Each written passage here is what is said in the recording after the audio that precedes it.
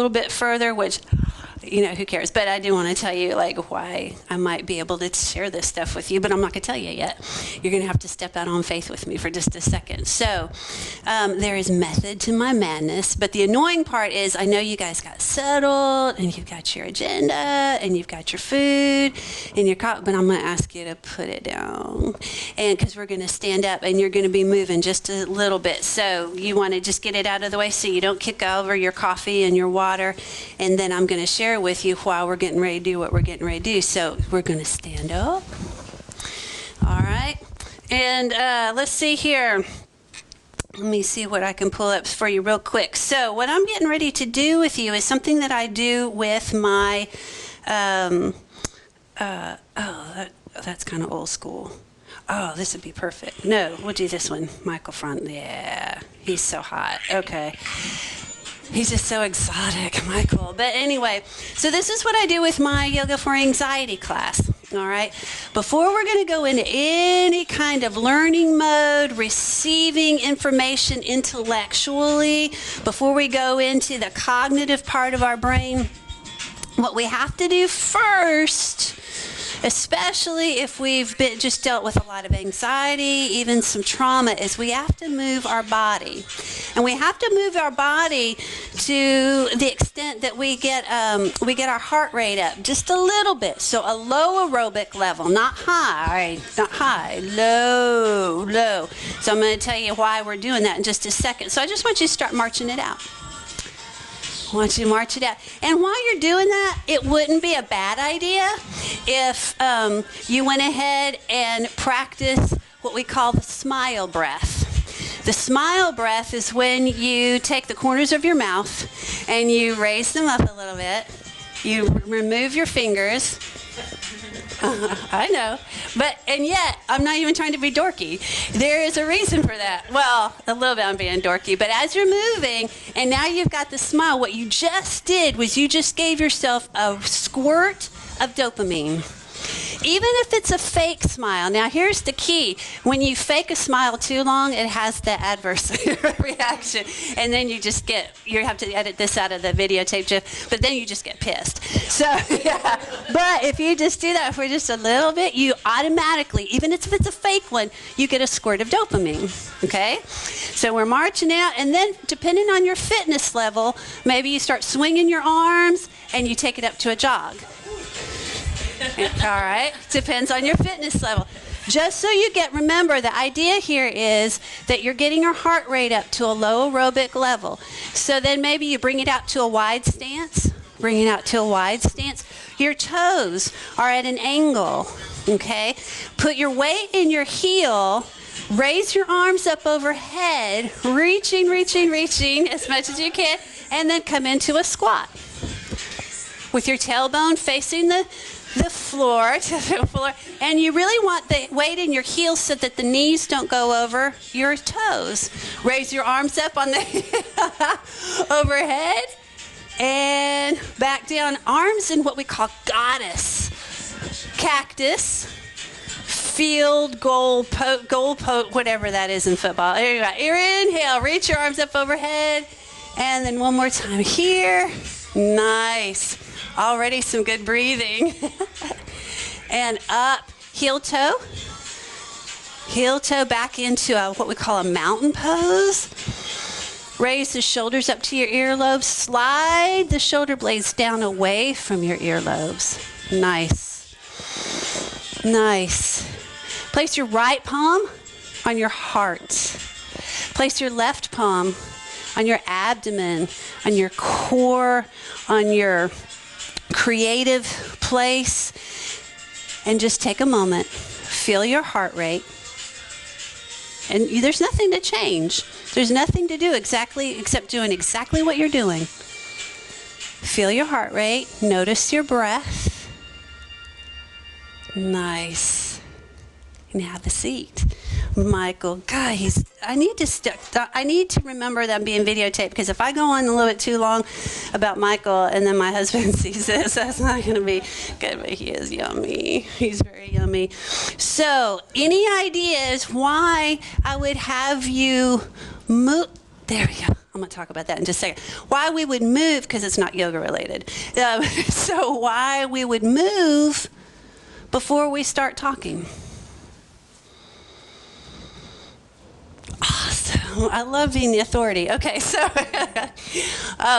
no, it's very simple, but I'm going to tell you in just a second after I tell you about me. All right, so my name is Dana Rideout. I'm a licensed professional counselor. Been practicing coming up on 17 years. And I worked with children all the way up to, I've definitely seen elderly, but my niche right now is adults. And I worked at Aurora Pavilion for 8 years, give or take, doing inpatient groups as well as outpatient groups.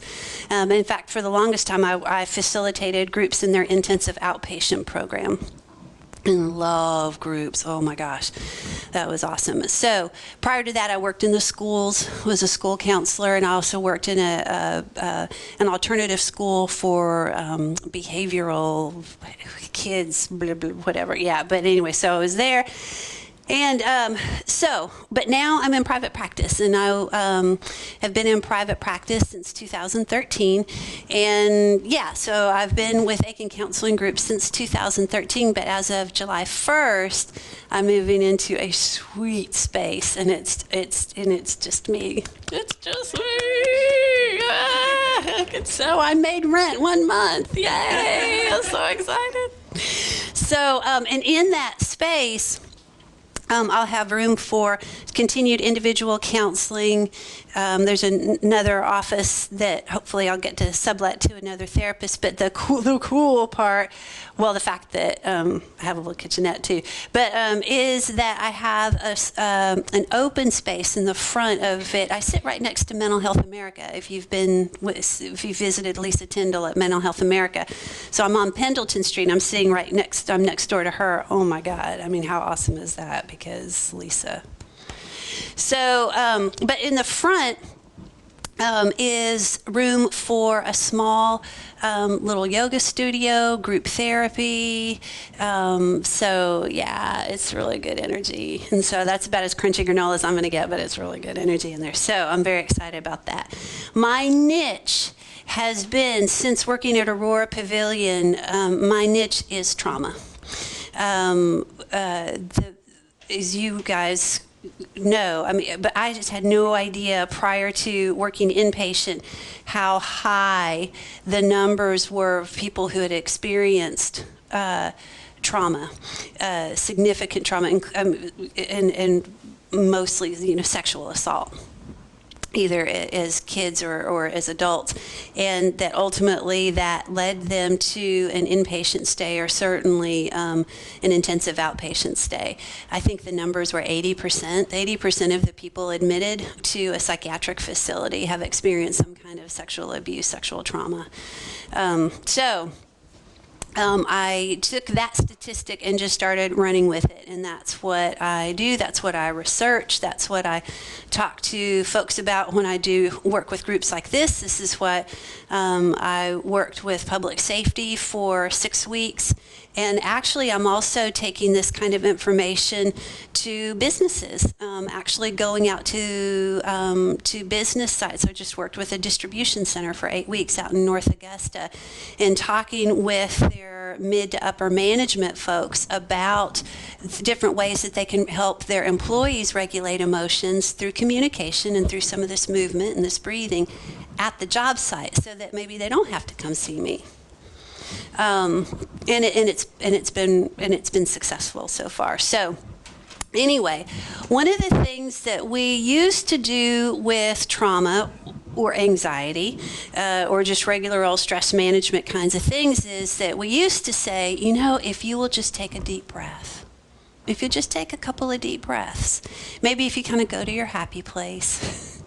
And that sounds great, and that is helpful. It is helpful to calm your parasympathetic nervous system, the braking system in your body. That is helpful, except we got the cart before the horse. What we have to do before we do that is we have to talk to the emotional brain. We have to, and the emotional brain, on your agenda, what's called the reptilian brain or the lizard brain, does not understand words, or very little. There's not a strong verbal connection between our emotional brain and the part of our brain that makes words and it helps us to understand words. That's why I could tell you all day long, you're getting kind of wound and I just need you to chill. If you would just calm down. Now, how effective has that been for you guys? If somebody says, I've really noticed that you've been really tense lately, you just need to calm down. Pretty effective, right? Yeah. I'll be like, do we need to take this outside? Because I will break you. Do I look like an idiot? I know to take a deep breath. Okay. The issue is that there was one little piece that was required. And that is we have to let our body move through its natural fight or flight. When we are running from a lion, that's fight or flight, that's life or death. When we're running from a lion, the worst thing you want to be doing is to say, I just need you to calm down. Let's think about this before you do it. I need you just to take a couple of deep breaths. Is that going to, obviously that's not really the smartest thing to do if a lion's running after you, but is that really going to calm her down? No, the only thing that's going to calm her down is if she can freaking move. Her body, everything in her body wants to move. When we try to stay really in control and keep it together, what the message to the body is that somebody's holding us down. Which is going to do what to our nervous system? It's going to crank it up even more. So if we will go ahead and do a 1 to 3 minute routine, whether it's dancing, whether it's kickboxing, whether it's just whatever, jumping jacks, goofy, whatever, a brisk walk around the office. When you do that, then somebody comes in and says, you ready to take a couple of deep breaths? You can do it. You can do it because the body got a chance to do naturally what an animal's instinct tells us to do, and that is to move. Does that make sense? So, why zebras don't get ulcers is the more or less the title of your agenda, and therein is one of the reasons why zebras don't get ulcers, because zebras know that when a hyena has been chasing it out on the wherever zebras are, Sahara or whatever, I don't even know where that is, but anyway, so when the hyena is chasing the little baby zebra and the rest of the herd is over here. And if you watch one of those Animal Planet videos, which I don't even watch anymore, but anyway, so the hyena is coming and the zebra goes, oh my God, and starts taking off.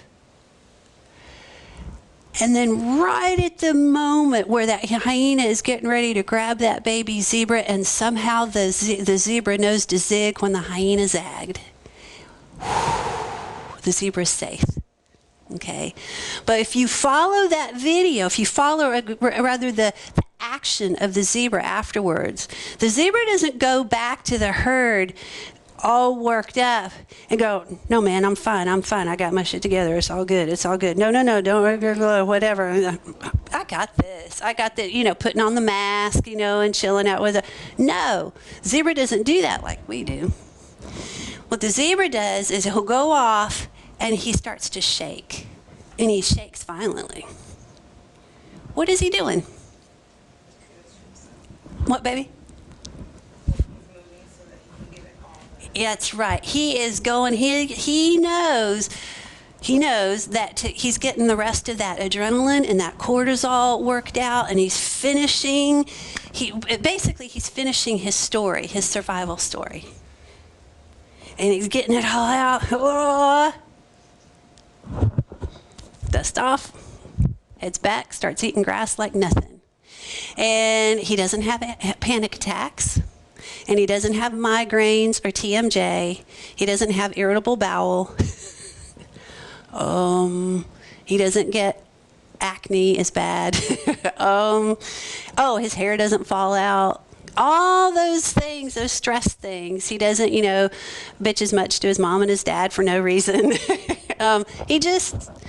that's what we're supposed to do.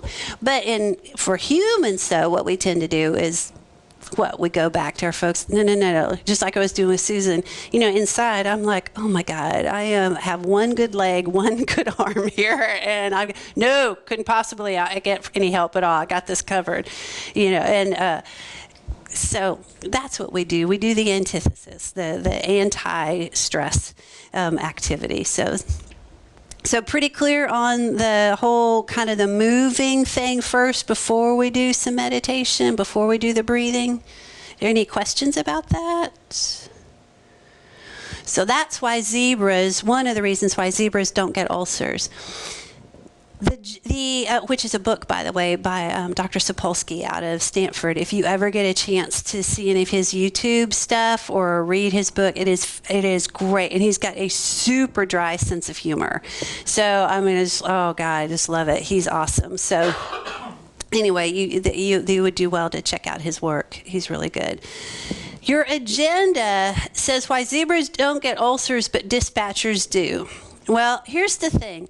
It's a teeny bit of a rookie mistake, because what I did was I took an agenda. I looked at the different presentations that I've done and for different groups, and I took one and was going to tweak it for you, and I did. I tweaked it for you all, and this was one originally that I did change up, but it was originally for the dispatchers that I worked with out at Aiken County in the Sheriff's Department. So my apologies for not changing dispatchers to you all. However, when I saw that this morning, I was like, well, that's not the worst thing, because really what you all are up against is very similar to what my sweet dispatchers are up against. You all not very often get to know the rest of the story with the people that you work with. Is that fair to say? Okay, so you cross paths with people in crisis. Have you ever felt yourself breathing for them, by the way? When you're with people, have you ever caught yourself breathing for your clients? Or maybe if you've just worked with somebody, maybe it was a family member even, or a child or whatever, and they were so tense. But have you ever caught yourself breathing for another person where they were really tense? And does that make sense? I've seen a couple of nods. So you all, when you're working with sweet people in crisis, your whole body just kind of, because that's who you are, that's your strength, but it's also your weakness, is that you are so present with them that you start to breathe for them. Your heart rate may even start to coincide with theirs. And then here's what happens. So your body, even though outside is pretty chill, but on the inside, you are going into that fight or flight with them. Then what happens is those sweet clients, is that what you call it? Do you call it your clients? They move on. They continue to finish their story. And what happens with you? What happens with you? You kind of move on to something else? Yeah, that's exactly right. You move on to the next client, the next fire to put out. That's what the dispatchers do. And it's kind of like watching a scary movie or a really intense movie over and over again, a different movie, but always at the very middle, at the climax of it, when you're like waiting to say, oh my God, are they going to do it? Then it ends, and you never get to see the end. There's no resolution. So that is very much like what the dispatchers deal with. The only time that the dispatchers get to finish the story is if maybe a deputy comes back and says, hey, remember that thing that we were working on yesterday? Well, she's doing fine. Because otherwise they take it all home. So you stay in that fight or flight over and over and over again. And we didn't even talk about what happens when you get home. Yeah, and just like the day-to-day stuff and the little bits of fight or flight. So does that make sense? So we're going to help you. Who else is up here? I guess, I don't know, me. So I'm going to show you some ways. It's a little bit frightening that I help people with their problems. It does me. It kind of frightens me a little bit sometimes. But I am going to kind of show you a couple of strategies that are a part of my practice with clients, and they're actually a part of my practice with my own self, so that we can finish the story. We can finish the story. And real quick, speaking of stories, so the story on the crutch is just over the years I've had some kind of deformity in my hip with the bone, but I didn't know it. So anyway, over time it just wore down the cartilage in my hip, and so about 5 weeks ago I had some surgery on it, and they fixed the cartilage and the bone. So that's why I'm on this. But just so you know, yoga did not do it. And in fact, they said that the yoga is helping my recovery because my mobility and my flexibility, they're so impressed. And I'm like, yeah, I know, all day long. So anyway, but that is not what's going to happen to you if you practice these things that we're going to be talking about. So any questions so far?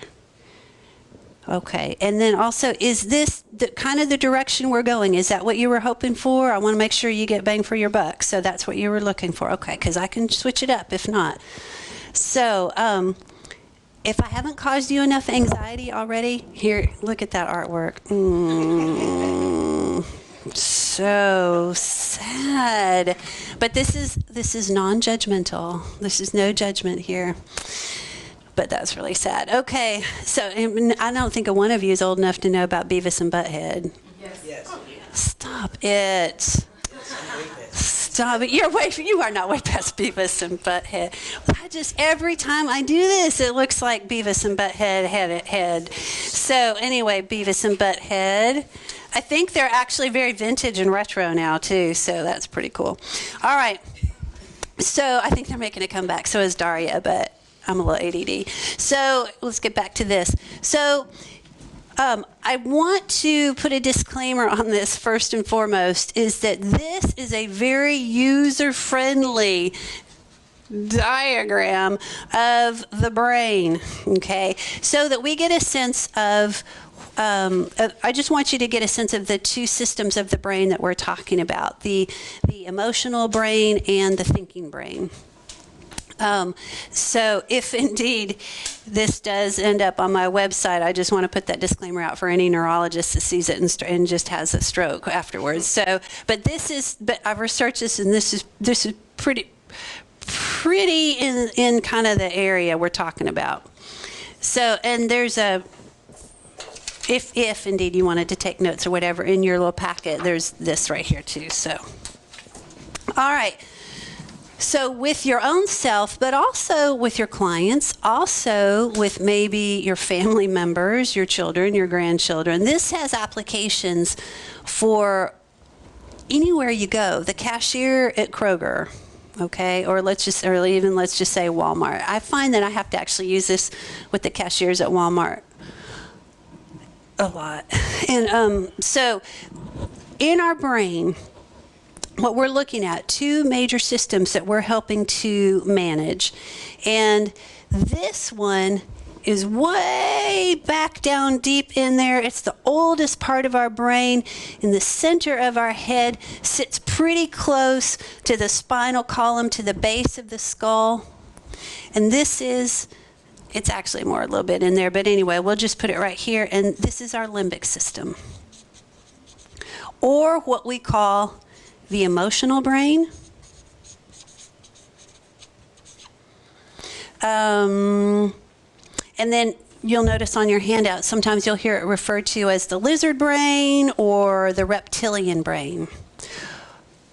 Give me some ideas, or for my folks that already know this, what is going on in this part of our brain, you think? What does that house for the most part? Doesn't it house your ability to gauge situations emotionally? Like, I may not be correct on that. That's not bad at all. Yes, it can. Yes, it can, especially with the help of two little pieces, the hippocampus and and then we're going to focus on another one in just a second. So yeah, so it's emotions and memory of emotions, which help us gauge it helps the body gauge what it wants to do next in a situation. Does it want to receive something? Does it want to run? Does it want to fight? That kind of thing. So, lovely. What else?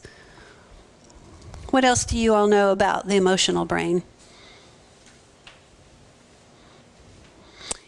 It houses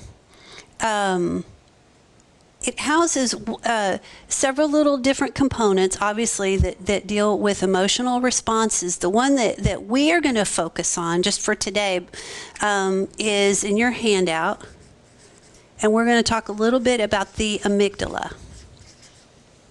And a lot of my clients just call her Amy, which I'm fine with, except that I'm not really excited about the fact that we have to make her a female, because men have one too, and theirs can act up too. But I just can't figure out another male name to put that there. So since I'm a girl, I'm going to go ahead and own it. But if a guy came up here and started talking about this and with the female pronoun, I would be like, again, we're going to have to take this outside. But we'll call her Amy, because we're all chicks in here except for Jeff. Sorry, Jeff. And the amygdala, two little almond-shaped places in the brain, way back in there. And her main job would be what, you think? In either lobe, you got these two little amygdalae. What is her main job? Isn't it to identify and remember everything that happens in response to danger and fear? There you go. Dang, Susan, what did you just show? It's like, whoa, yes. Like, no, okay, I can't do that anymore. But anyway, so note to self, remember that. Yeah, she, for the most part, now she does some other stuff too, but for the most part, exactly, she tells us what to fear. She sees a situation, any situation, and she is that to fear? Is that not? Is that going to hurt us? Is that not going to hurt us? And then go into this, it's a life or death decision that happens in a nanosecond. This is also our fight or flight. And then there's also freeze, but we'll just focus on fight or flight for right now. Okay, so for the most part, the amygdala, yours, mine, Jeff's, your clients, your significant others, the cashier at Walmart, we all have this thing, these little amygdala that tell us what to fear or what's not. Okay, and that's helpful because she's the reason why we've survived all these millennia since however. I mean, that's how we survive as animals. Here's the story with Amy. Amy is a little high-strung. And she also doesn't know that it's 2017.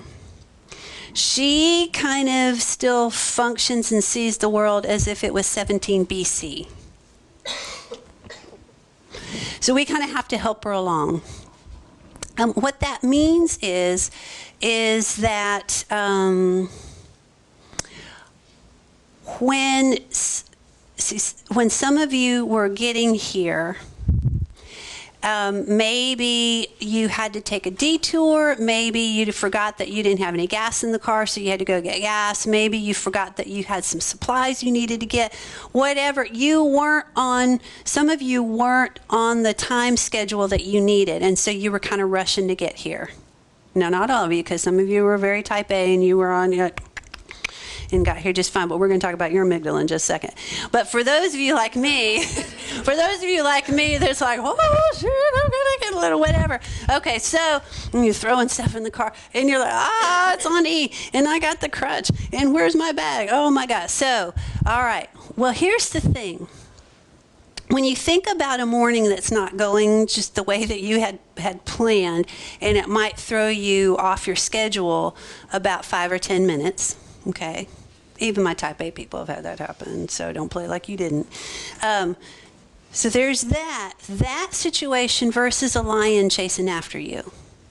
A full-out, hungry grizzly bear right at your heels, because after you're hiking in Blue Ridge, Georgia. Okay? Amy doesn't know the difference between you running a couple of minutes late for this presentation and a grizzly bear chasing after you. So what happens? What happens to your body when it goes into fight or flight? When Amy goes off and says danger, you know stress responses.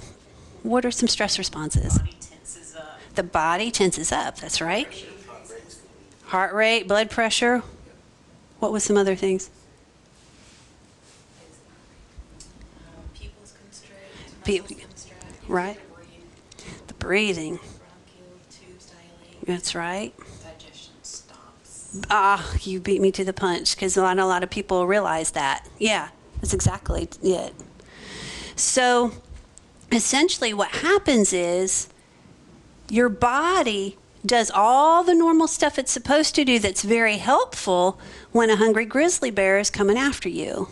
You want your blood, your heart pumping, and you want your breathing more shallow because it's getting you ready for the sprint.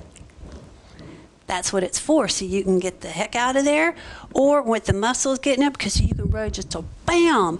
And so, and if you've just had some Taco Bell or Subway, you don't want the body expending more energy on breaking the food down in your gut. Everything is going to getting your feet out of there, or just to knock that grizzly bear out, right? However, your body does the same exact thing when you're a little bit late for a presentation. Heart rate, blood pressure goes up, shuts down, taking care of your breakfast. Oh, that happens to us a lot, right? That happens to us a lot. We're a little bit late. We've run over a nail. And so that we can hear our tire going flat. But none of those things are life or death. So we got to help Amy not hijack our brain. What's interesting about Amy, though, too, is that if you've had a background of trauma, of abuse, of even just full out chaos, people that have moved a lot. If you have that background, there is a possibility, and we haven't known this for very long, maybe about the last in probably 7 to 10 years. What happens is over time is when we start out the gate with some kind of trauma, some child abuse, some physical abuse, you're an adult, your parents were you had an alcoholic parent or whatever.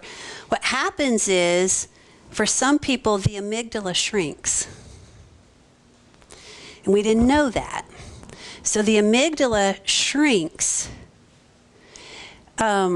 which makes the ability to regulate your emotions a lot more difficult. And you're really staying in fight or flight. We haven't even talked about things like fibromyalgia, like joint issues, chronic pain, the migraines, all that stuff. When your body is when your organs are constantly marinating in stress hormone, then you're gonna have some physical issues. You're going to have some physical issues. Your organs are like little pickles in a pickle jar with stress hormones. So, but you want the good news? I'm sure you do. I would too. All right. So the prefrontal cortex, our thinking brain. Our thinking brain. This is our wise mind.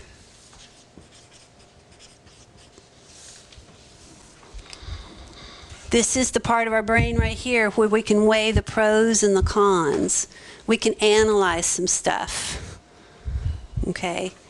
Now, the issue here of these two systems, which one goes off first every single time, regardless of the situation? Amy is on it, and she's doing her job. Because we don't want to weigh the pros and the cons of running from a grizzly bear. Like, is it politically correct? Is he going to worry? Am I going to hurt his feelings? Maybe he just, I don't know. No! You want to get out of there. Then you can analyze it. So, Amy goes off first, every single time. What we're going to talk about here today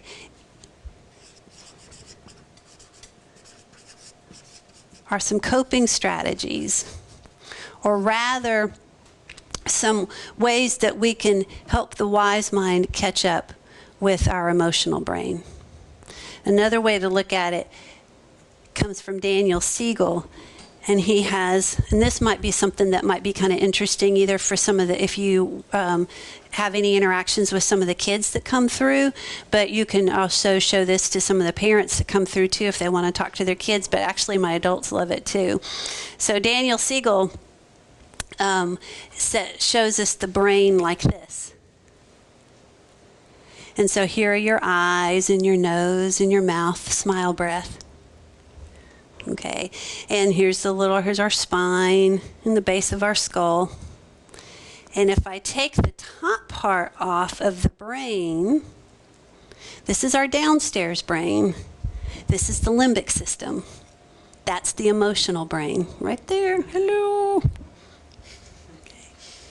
And then if you take the top part, this is the thinking part, the cognitive part, the more intellectual part, and we've put it right over the emotional brain. So here's the prefrontal cortex right here. And if you notice, remember I told you the prefrontal cortex and the limbic system barely touch. That's why it doesn't help when I say you really need to calm down. Yeah, you're like it's not because we're trying to be stubborn at all. It just doesn't compute. There's no connection. I hear the words, but I'm not able to process it because there's very little connection between the thinking brain and the emotional brain from a verbal standpoint. That's why we move. Then we go into the breath. But all the while, this is, by the way, the upstairs brain, the downstairs brain, the upstairs brain. And what we're going to learn today, are you ready for this? God, so awesome. We're going to learn how to not flip our lid. Thank you, Dr. Daniel Siegel. I love that all day long. But it's really a nice thing to think about, and it's really quick, too. It's really quick to think, how can I not flip my lid when I'm in the line at Walmart and there are 20 people and one cashier? How am I not going to flip my lid? So there we have that. So that's kind of the foundation. That's kind of where we're working from. Does that feel okay to you? Do you have any questions about that? So far, just to get some feedback, does this sound like it might be applicable to where you are professionally, and might it have some meaning for your work with your clients? Okay. They're ready to move. Yeah, I get it. So yeah. Yes, this is what we do every day. Yeah. And it might give you also something that's very important too, and that is, remember, we're not just talking about your amygdala. We're talking about the people that you work with. And maybe a little bit about mirror neurons too. Yeah. And how the same areas of the brain that another person's fight or flight activates can actually be picked up in your own. Yeah. Because of mirror neurons. Yeah, exactly. And that's a little bit, that research and that understanding of how we mirror each other from a neurological standpoint has been within the last 4 or 5 years. So it's really amazing all the things that we're finding. So this whole idea of it's all like mental health, like it's all in your head. Well, sort of, but not really. It's all in the body. I mean, it's just as physical as anything else. We've got an organ that's zigging when it might want to zag. But think about it. the amygdala, even if it's overactive, is doing exactly what it's supposed to do. And if you and or your clients came from a chaotic background, maybe your coping strategies that you're using now aren't so helpful, but back in the day when you were really limited, that was freaking brilliant what your brain came up with. So now we just got to figure out ways to help the amygdala out. The other thing I want to tell you about this real quick is what you guys were doing in the kitchen. Eating, but you were doing more than that. You were talking, you were interacting. You were nodding with each other. You were laughing, you were doing the smile breath. Okay? And you're all here for a similar purpose. You're all here with this goal in mind. Yeah, absolutely. So you were talking about the amygdala can actually shrink. Yeah. And so is that always, the implications that it's always going to be a heightened fight or flight response and not the opposite? Correct. It'll be heightened. It'll be a little bit more concentrated. If you think like a raisin, the flavor of a raisin is more concentrated, right? So, yeah. So it's more difficult to regulate emotions. And that's permanent. No, because that's what we're getting at. Here's the good. Yeah, because when you all were in there, and I was listening, it was just sweet music. Because first of all, we're chicks and girls rock and roll and whatever, and we're so strong. But aside from that, what you guys were doing for each other was you were helping your stress hormones to go down.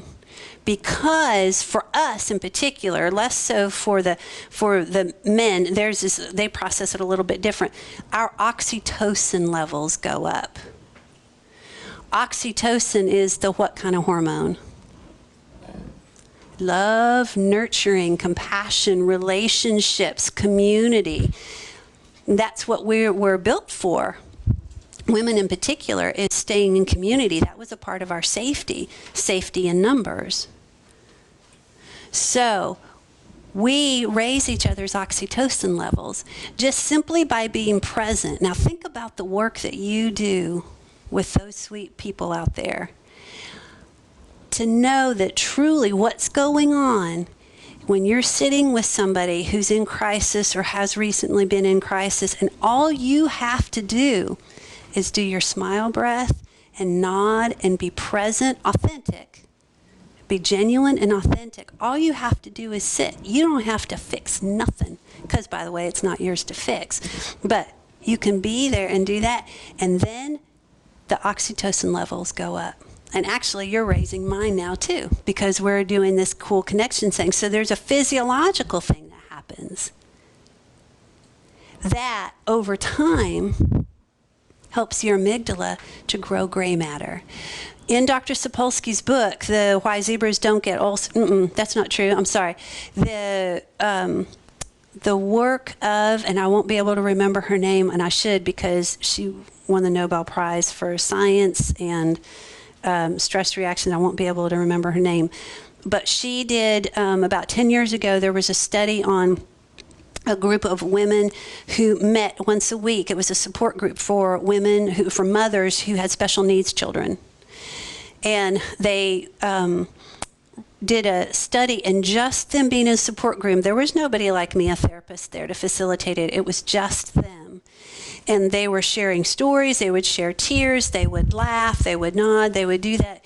And just within 8 weeks of them being in that support group together, their cortisol levels, their stress hormones dropped dramatically. Not only that, but there was growth in their brain, in the size of the amygdala, and even on their DNA, the caps on their DNA, the thing that ages us. They're called telomeres, and over time they disintegrate just normally, and that's why we age. When these women met for once a week for 8 weeks, those telomeres repaired themselves.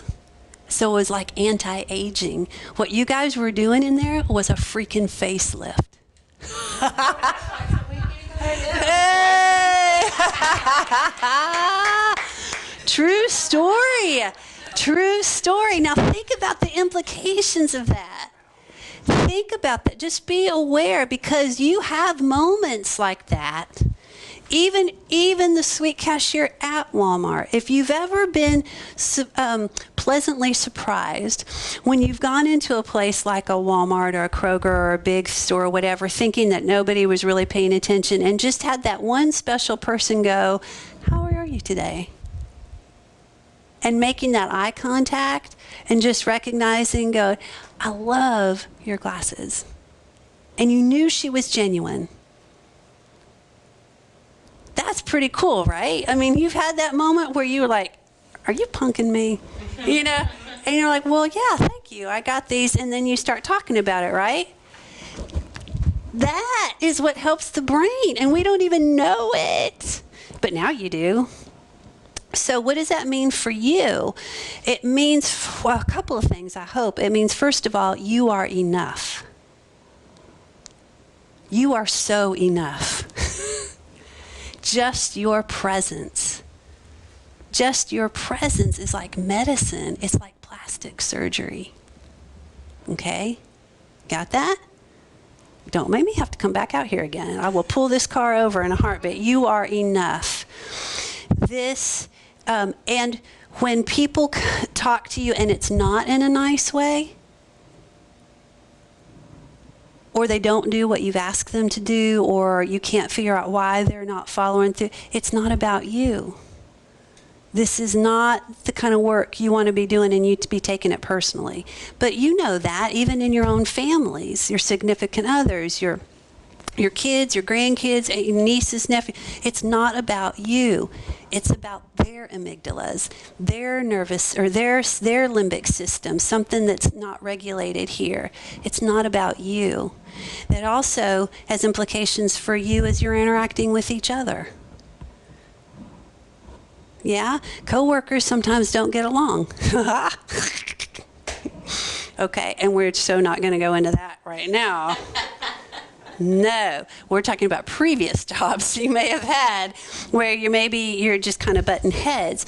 So remember, it's not about you, it's about their amygdala. And then you can choose to learn some ways to help them even manipulate their amygdala. See, this isn't all about you learning about your amygdala. This is highly manipulative stuff, because this is about how you can manipulate the amygdala of your husband or your supervisor or your girlfriend or your kids. Oh, it's very manipulative. Okay, so making sense? Does it feel okay? All right, very good. Let's see here. Any other questions before we kind of move on? All right, so we're going to start moving into a little bit of movement here. I purposely did not put on yoga stuff, not even necessarily for the video, but I wanted to show you how a lot of this stuff that you can do even when you're dressed not in your yoga stuff, okay? So, but I am very jealous because I do love me some yoga, stretchy, feely stuff. But anywho, so that's why I wanted to dress like this, just to show you how accessible this stuff is.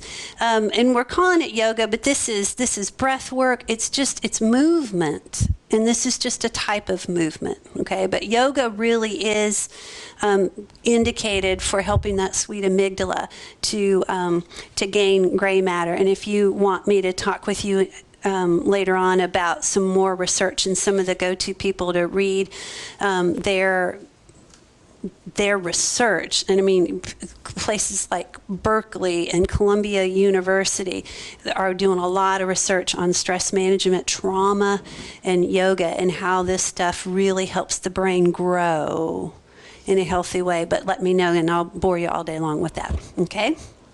So we're going to have to kind of re-nest a little bit, not too bad. We're going to start with the chair. And you might need a little bit of room, not too much, but we are going to be going into probably Oh, and no, we'll do that a little bit later. So you're just going to need a little bit of space, and we are going to be doing a little bit of a warrior two pose, so you're going to want enough room so that your leg can kind of stretch out a little bit.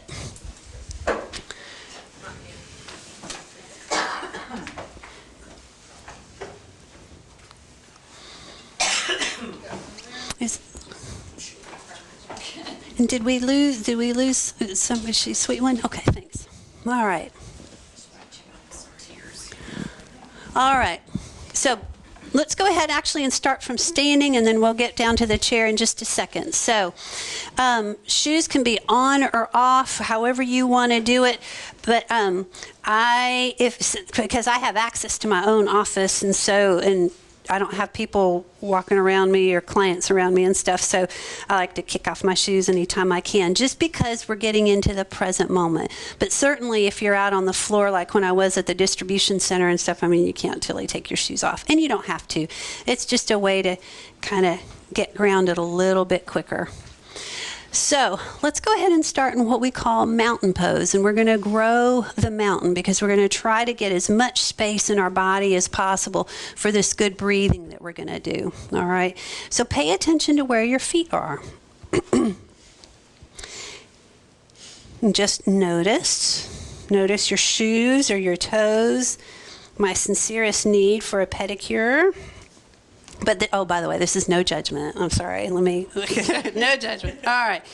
And then maybe you lift your toes so that now you can feel the weight distribution in the four corners of your feet. If you need to make some adjustments, maybe you're hanging out too much on your right side, bring it over a little bit to the left. Nice. Little give to your knee so we don't lock them and we don't want to get too lightheaded. And then just standing up a little straighter. See, almost like there's a little string at the top of your head. And then another slight adjustment, stay where you are. But sometimes when we stand up straight, we think we're sucking in our stomach, but then we're sticking out our butt. And so there's just a small adjustment here where you tilt the pelvic bone in just a little bit. You still want to keep that natural curve. But how you do that is engage your core muscles. Just to bring that in a little bit, which helps support the core. See, when your core feels stronger, then you're sending a message to the amygdala that you're okay. Plus, it takes pressure off your lower back. All right. Bring the shoulders up to the earlobes, and then just gently, 2 plates, 4 shoulder blades slide down very naturally away from the earlobe so that your neck probably just grew about an inch. So the shoulders away from the earlobe. And then women, we tend to really jut our jaw out because we're like, my God, I have 1,500 things to do and I'm going to get every one of them done. And So we stick our jaw out. Women do this a little bit more than men. So that's awesome for migraines and TMJ. So what we're going to do is just going to tilt it down just a little bit to relieve a little bit of the pressure in the back of the neck. Okay? Now, breathing. We got 2 ways to breathe, right? Go ahead and let's do that. Let's place a right hand on the chest, right hand on the abdomen. When you're in fight or flight, when your doctor says take a couple of deep breaths, you do what? And the chest goes up and down, right? Okay. That is the breath that you use when you're running from a grizzly bear. That's your cave woman breath. It's great for sprinting. Not so great for calming the amygdala down. We want to take those breaths into the abdomen so that when you take a deep breath, you really don't even see the breath until the very top of it. So it might look something like this.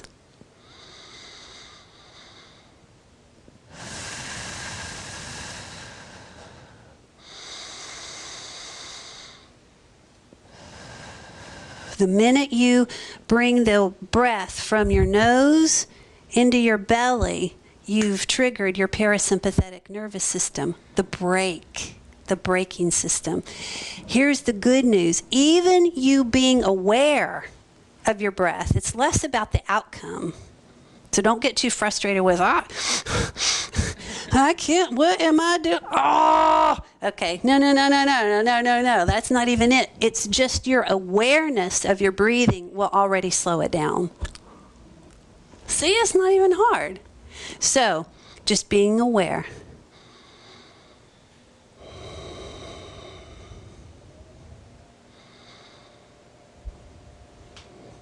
Back into your mountain pose.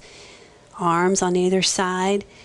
Inhale, sweep your arms up overhead and really reach. Oh, that sounds beautiful. And exhale, just float the hands back down. Do that 2 more times. Inhale, raise the arms up overhead. And exhale, back down to the side. Inhale, sweep the arms up overhead. Really extend and reach fingertips almost like they could touch the ceiling. Exhale, float the hands, bend the knees. Me too. I know that. Awesome. 2 more times on your breath. That's awesome. I'm right there with y'all. Ah. And by the way, what did we just do right there? Hands on your hips. What did we just do for each other physiologically? Here's a test. Oh. We did. We raised the toes. We raised the toes. Oh my gosh. You know what? Here is so awesome, because when I did this out at the distribution center, they were like, they said, when I reviewed the next day, they were like, so I went home and told my wife about getting some more OxyContin. I was like, whoa, back up. Okay, no, let's try that again. Okay, so hands on your waist. Several of you may have seen on TED Talks or on YouTube Dr. Cuddy's work on the power pose, especially now that we have the Wonder Woman movie out. Okay, have you know what I'm talking about? What do you remember of that? What is this about? What does this do? Raises your emotional state so that it's triggers a response in your body in a more positive way rather than slumping over. Nice, nicely put. And again, within that context, I'm just going to fill in the blanks. So, it helps to regulate the emotion in that you're kind of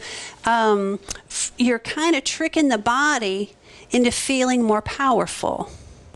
When we get like this, we're sending a message to the amygdala, because we're open, that we're not in fight or flight.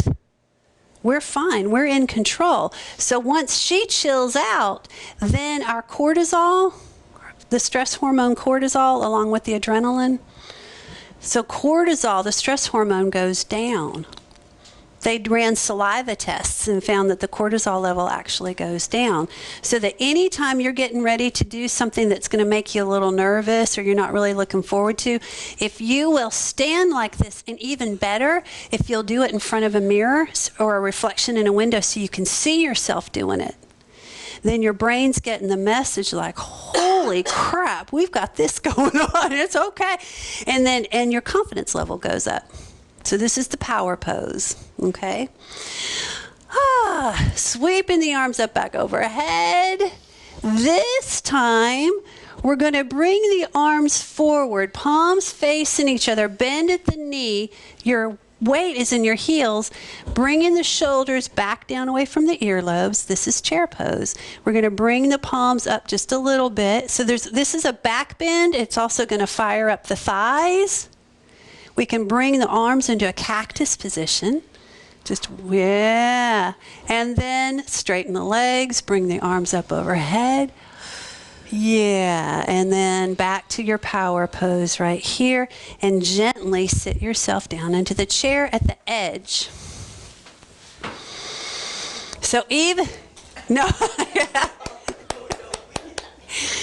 So kind of interesting, because even actually going into the chair pose can raise your heart rate up just a little bit, which is good. I want you just to be aware of these little different things that you can do. See, these are things you have control over, not the guy that just pulled out in front of you,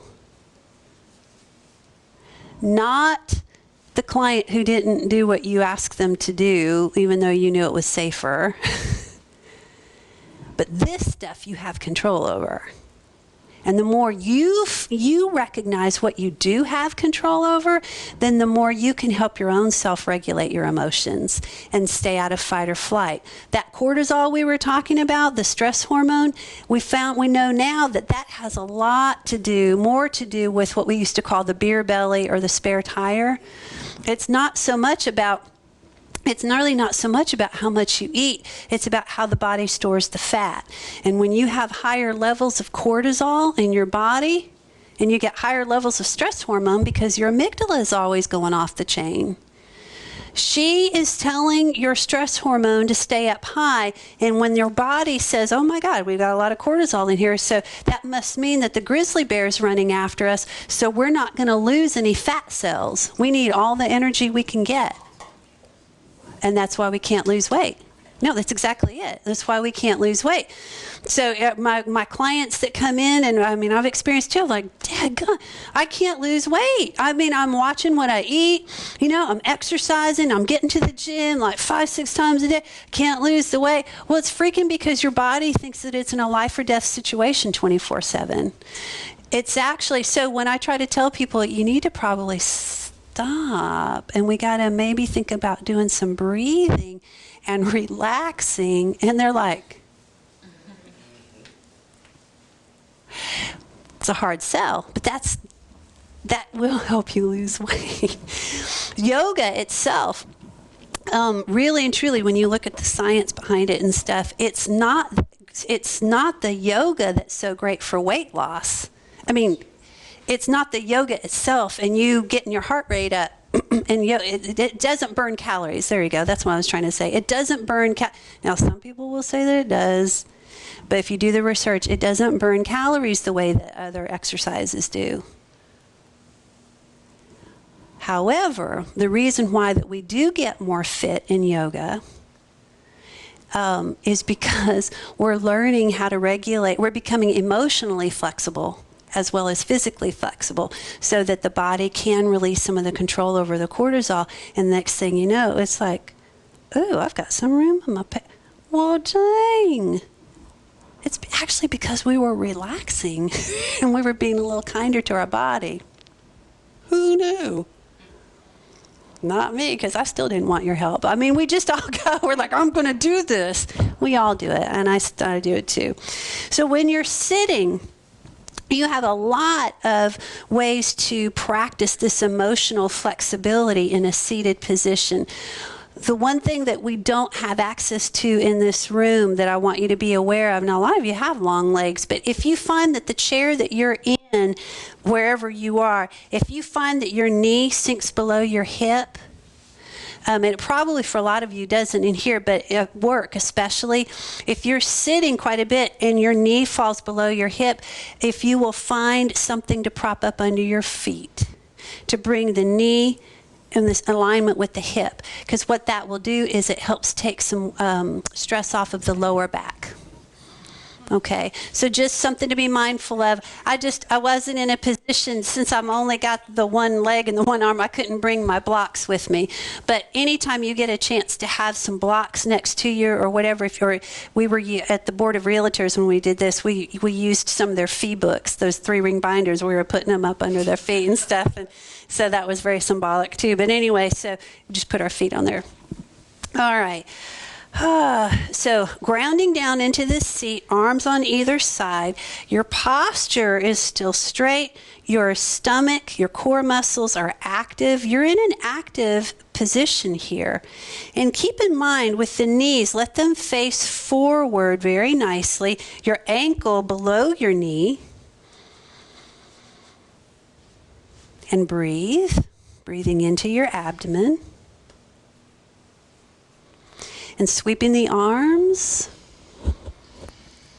And then on the exhale, begin to twist to your left so that the right arm falls in front of you, the left arm falls behind you, just for a gentle twist. Other left.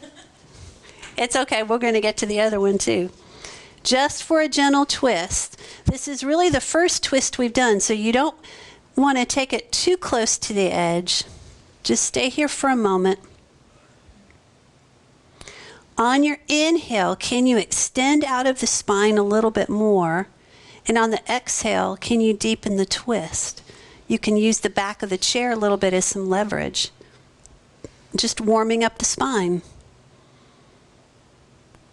But twists like this are good for your digestion. Remember, that's one of the systems that shuts down.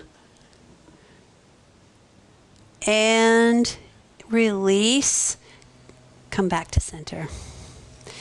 Inhale, arms up overhead.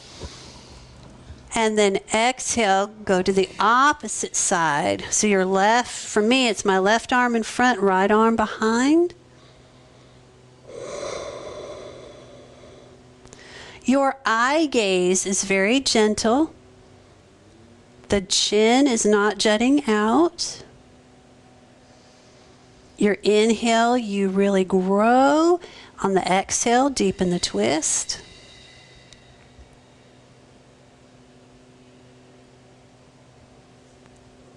Very nice. And then on your next exhale, just meet me back into center with your palms on top of your knees. Inhale, sweep your heart through your shoulders, looking up towards the ceiling. We're doing a seated cow. So you're tilting your tailbone.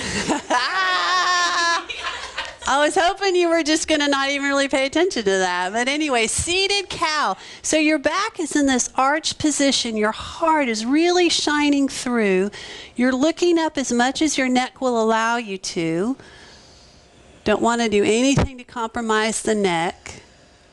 And then on your exhale, draw your navel into your chest. Arch the back. We're coming into a seated cat. Oh my God, that feels so good. And see if you can even really arch it so that the top of your back really extends, widens, and your tailbone sucks so much under that you've got that beautiful low back stretch. Really, that navel is all the way touching the spine is what it feels like. One more breath. Inhale, come back into your cow. So we're juicing up. We're juicing up the spine. And exhale into cat. Your spine is so thankful, though, for that heifer right now. Inhale, bring the heart forward. And then one more time, exhale. Bringing that back into your cat. And on your next inhale, coming back in to a comfortable seated position. Heel toe your feet out to a straddle. Wherever you're comfortable here. And this gently, gently begin to walk your hands down to, it's a forward fold. We're seated, but you bring your hands to where you're comfortable. You may start with your palms on your shins and you may stay there, and that's quite all right. You may continue to hinge forward and your palms on your shins and you hang out there. You may go ahead and bring your palms to the floor and let your head hang. And stay there for a moment. That's beautiful. That's good. Yep, you may be. And you just find a place for just a moment. And if you can, wherever you land, because you're going to stay here for another breath or two, if you can, release your neck. But if you can't, that's okay. For those of you where that's comfortable-ish, know that anytime you can release your head and be in this inverted posture like this is excellent for anxiety. Because your brain is getting the message that you have enough blood So therefore, the heart gets the message that it's okay to start slowing down. You have enough blood. So boom, your anxiety goes down. So on your next inhale, begin to slowly, slowly walk your palms up your legs to where they're now on your knees. And then when you're ready, inhale and bring yourself up to a comfortable seated position. Heel toe your feet back to that mountain position, that hip width. On your next inhale, sweep the chest through the shoulders, back into your cow. But here what we're going to do is something called a Sufi roll. So we're essentially going to let our spine just kind of do this kind of cool, like we're stirring cookie dough with our spine. We're just like, oh yeah. And we're just, now the hips, the tailbone, the cheeks of your buttocks do not leave the chair. You just bring that spine around. Yes. This is all about keeping it. Oh my God, Andrea, that is so sexy. How do you even stand it? How do you even stand how sexy you are? Y'all don't even know. And then when you get to the center, then reverse it. Reverse it. Y'all just don't even know what you just missed, but that was hot. Oh my God, when you guys leave here, do you know how big your amygdalas are going to be? All that gray matter that we're, oh man, that's right. You just can't contain all of this. And then back to center. Now, notice. Do a scan right where you are. You're going to bring it inside, which is sometimes a little bit kind of weird to do if we're not used to coming into this container very often. So notice what it felt like to laugh. Notice where your breathing is. Is it more up here, or have you gotten it to down here a little bit more? How is your heart rate now compared to where it was when we first started?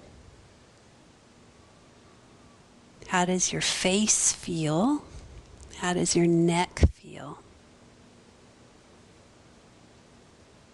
Notice where your shoulders are. Again, there is no judgment. There isn't anything that you can do wrong in this. You are simply becoming a scientist. You are an objective observer of what's going on inside.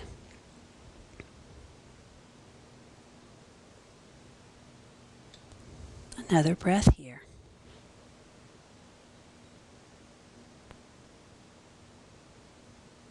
Very nice. So at this point, what we'll do, I anticipated, I think I'm going to do some warrior twos and stuff when we're on the mat. So this feels like a good place to me to take our break. So what I would kindly ask you to do is if you will go ahead and fold up the chairs, and I'm not really sure where we're going to put them, but we'll figure it out. And then as you start to filter back into the room, if you'll go ahead and have your mats out, and we'll talk and do a little bit more. Is that okay? Great. Good. Got some stuff in here. You probably don't need to move them right now, but just know that eventually what we're going to do is we're going to be up against the wall doing an arm stretch, and then we are also going to be with our legs up the wall. So just be kind of mindful of that. So if there is anything that you feel comfortable taking out of the room, maybe you want to do that. But if you don't, it's fine. Just know that we're going to get there eventually. And then we'll just start coming to the mat.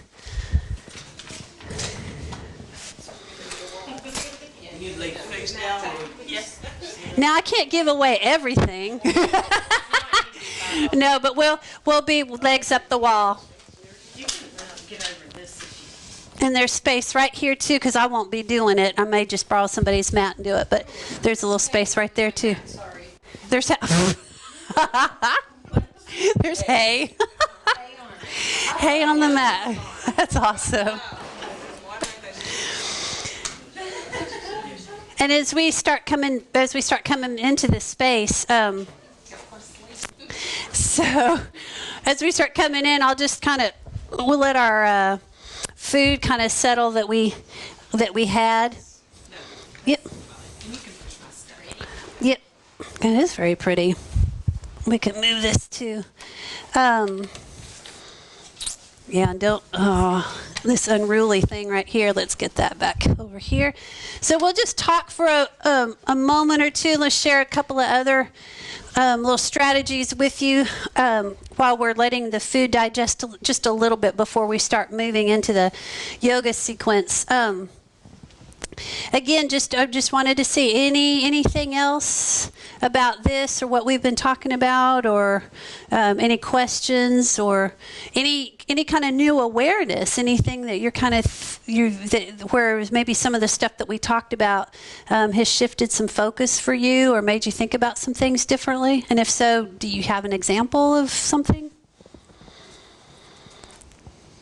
I do. I was telling them how, like, when I have clients who are getting very anxious, I tell them that they need to calm down and breathe. No, stand up. And so now maybe I'll ask them if they want to go outside and just walk around our walking trail. That's what I see. Or we have a treadmill at the shelter. Yeah. But I know that whenever I get stressed, I do go into that treadmill and I go walk. There you go. Yeah. I always tell them to calm down because I don't want them to lash out at me, but now I understand why they lash out. Yeah. And me too. And I even caught myself. I did that once. Aiken County brought one of their dispatchers in the midst of a panic attack, and I couldn't. And I tried to sit her down, and I thought, what have I done? I know better than that. So I just got her going too quick. But what ended up, and so then we did. Well, I really can't say much more about it than that. But I had her tell me the incident while we were doing jumping jacks, and then she was able to sit down. So, and I explained to her. I went ahead and I kind of apologized, but I kind of I flipped the script and turned it into a learning experience, though, too, and it worked. So that's something to think about too. In that, sometimes when we make a mistake, it's not the end of the world. You show somebody. Remember when I when I told you to sit down first, and then it didn't work, and they're like, yeah, it didn't work. And I was like, yeah, but then when we moved first, then you could calm down. Yeah. Well, and then they go, oh, so now you've shown them a way that they have control. The very thing that they've been robbed of, just in that moment, you've shown them what they can control. You've also shown them a little bit of your vulnerability also, and that it's okay to be vulnerable, that that's not a weakness. Because again, with that dispatcher, I said, I just had that moment. Did you see how quickly I went into trying to calm you down? And that wasn't helping. And so I really appreciate you, Miss Dispatcher, being patient with me and just letting me flip that a little bit. And look what you did. Even in the midst of your panic attack, you weren't devastated. You weren't about to die, even though that's what it feels like. What you did was you allowed me enough time to switch gears. You were still very polite. You weren't calling me names, and we fixed it in 2 minutes. And then she was like, "Oh yeah, I did all of that in the midst of the panic attack." I was like, "I know." That's amazing. So that if you have another panic attack, and you might, I want you to remember this situation, that all was not lost. You were not devastated. Does that make sense?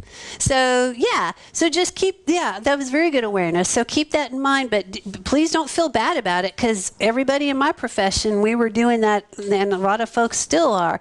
It's just that I follow trauma people, and trauma people are like, yeah, nix A on the meditation A, first get them moving, then we can do the calming down. So can I ask you about, because we have some people that come into the front office, and usually Krista's the one that sees them first. They come in and they're highly agitated in whatever crisis they've just been through, and they're upset, and they say nasty things to whoever's up there. yeah. And so when they first come in that door and they're yelling upset and they want to see somebody right then, how do we if we don't have any idea who they are, do we tell them, you need to move, you need to jump, before they even tell us what they need? Or Well, yeah, and there is where it gets a little sticky, right? Because the people that come to my office are there willingly, and they are ready for me to kind of guide and direct them. The people, somebody like that coming into your office, yeah, you don't have any kind of background on them. Plus, you don't know what the threat level is either. So you could use what you were talking about. Is a Bianca? Somebody tell Bianca. Okay, and that is that mirror neuron thing where you take it low when they're taking it high. Yeah, so you just, and I'll even tell folks, I'll say, wow, you are so, this is clearly, if something has really frightened you, and I'm finding, I'm going to have to breathe for just a second. I'm here and I'm hearing you, but my brain is just going 90 to nothing, and so I need to take some breaths myself. That does have a great ability to wonderful stay with that. calm. She's always so soft-spoken and gentle, and she. And who's that? Who does that? She's our Oh, Krista. Our Pew Baptist. No. No, absolutely good. So yeah, people that, because, and it's a very, there's a great podcast that speaks to that. If anybody's ever listened to something called Invisibilia, it's a great podcast, and it's called, well, I won't be able to remember it. But anyway, that skill then that you have is very difficult. It's very difficult when you've got somebody like, ah, and then what you're doing is the opposite. I tell them it's going to be okay. And she does. Yeah. We're here for you. Yeah. And let me get you a glass of water. Let me get you a bottle. Right. The basic needs. The basic needs. Yeah. So it may be well, yeah, exactly. So you throw out some cool, calmer neurons for them to mirror. You start with basic needs. You let them know, I'm having to breathe so I can think a little bit more clearly. While I'm breathing, can I get you some water? And then if you see a change in their ability, if they're not yelling as much, then maybe you share, look, I hear that you need some help with this. And for us to have, to be able to look at this and really work through it effectively, efficiently, we're going to have to get you moving a little bit. And you can even tell them, because your fight or flight is off the chain right now, and it's supposed to be. Will you feel comfortable taking a walk? Or can we just walk through the office? It's not foolproof, but maybe that will be a start. Bottom line, though, is that you've got your own safety to think about, too, and still there has to be some respect. And there has to be some respect. But maybe think about that, try that some, and then if it still ends up being a problem, well, let's brainstorm some other ideas. Is that fair enough? Okay. Very good. So along those lines, probably not with the kind of person presenting the way you are talking about, but if you've got someone, either you've got a sticky thought in your head that you're ruminating over and over and over and over again, and you just can't seem to let that thing go. Or if you're working with one of your sweet clients and he or she comes to you and just says, I've got this thing in this memory and it keeps coming up, and I'm starting to have a hard time breathing. Let me show you something. So I have this app called, and you don't even have to have the app, by the way. It's the Emoji Voice. It's free, and so do you mind if I use you as an example? So what I need from you is something that has happened in the last week that just kind of got your dander up. Nothing personal or major or really deep, but just something that kind of you just like, no, he didn't. That kind of thing. Do you see anything come to mind or something that kind of frustrated you a little bit? I know I'm putting you on the spot. My bad. Okay. Okay, what? Is it okay? Okay, so in order, well, is it, let me see here. Can I get you closer? So, because I'm going to need you closer to my phone, actually. No, not as far as you know. Okay, so you got it in your head? What you're going to, okay. All right, tell me that story. I went to the doctor the other day, Tuesday. Had an appointment at 3:45. I was going to be a little bit late. On the way there, I called and they told me your appointment was at 3. And I said, no, it's not. It's at 3:45. And they was telling me I couldn't be seen. I said, well, I'm in the parking lot. I'm coming in anyway. I'll wait. Asked them if it was okay. And anyway, I checked in. I went to the bathroom. While I was in the bathroom, they called me back. What was the fuss about? And so when I went back there, my blood pressure was through the roof. Bless your heart. Okay, perfect. I'm sorry about that. Oh, no, wait, ready? Okay, so we've got this story, and let's say that she just cannot let it go. And she's just getting more pissed and more pissed and more pissed. And maybe it's really impacting her blood pressure even more, okay? So this is also applicable, though, to some of your trauma folks. And this is what I did with the dispatcher that came in and had the thing happen. And she was having a hard time getting it out of her head, all right? Tell me that story. I went to the doctor the other day, Tuesday. Had an appointment at 3:45. I was going to be a bit late. On the way there, I called and they told me your appointment was at 3. So cool! I am downloading that right now. So I'm in the parking lot, I'm coming in anyway. Anyway, I checked in, went to the bathroom. Now watch. What's your name, baby? Jessica? Are you seeing Jessica's face? My blood pressure was through the roof. So, all of my PhDs in psychology, what just happened with her voice, with her insides? Well, wait a minute. What happened with your insides when you heard that? Did you notice anything when you heard yourself with the cartoon voice? Maybe. What did you see her do? What was the facial reaction? Okay. Shut down off her fight or flight. And yeah. Yes. So again, what happens is oxytocin.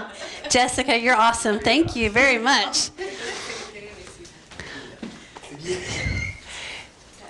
So what might have happened is that she got this jolt of dopamine, but after she was telling the story that really got her upset, because she couldn't see her face, but we could. Her eyebrows were up and she was in that like, no, she didn't, and we're all no, and whatever, and then and telling that story. What she gets to, that was kind of a crappy thing to have happen, by the way. We're not trying to invalidate, her being upset. We just don't want it to take up so much space so that she can't, well, certainly so that her blood pressure doesn't get out of whack. We're talking about you, how great you did. Okay. So, but what happened then is all we're doing is we're taking the same story and we're just flipping the script a little bit with a new voice.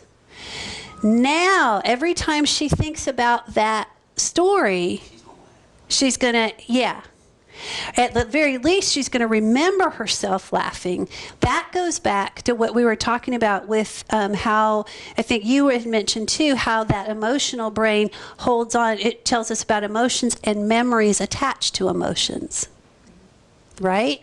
So it's kind of a hard sell, but in terms of if you ask a person who's had a trauma if they need to tell you the story, to have them tell it to you in a Daffy Duck voice, they'd be like, I haven't had anybody really rush to do that. But that is a strategy, is have them tell it in a cartoon voice. But what I found, this is a lot easier. You go ahead and you say, tell me the story, but I'm going to rework it for you. Is that okay? And they're like, oh, please, yeah. So you do that. Can you imagine they're telling a rape story or a physical abuse story, and it's coming out like they've just sucked on helium, and it's so not, the content isn't funny, but then when their body and their brain experience this horrible thing that they're talking about, they hear themselves talking about it, and they're laughing, boom, you've just taken the power away from that memory. It's still there. And you want it to be there. It needs to be there. But it's not taking as much space.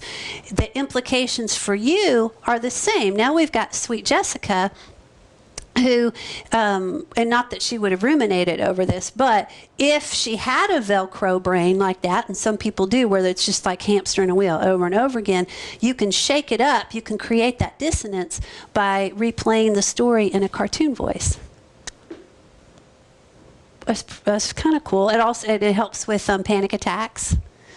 I can't breathe, and the walls are coming in, and I'm gonna die, and it's a very serious thing. That's exactly what it feels like. And God, you just want to puke. So if you can get it on here, and then you play it for them, absolutely every time I've done it with somebody, they go, I didn't. Oh, that's bizarre.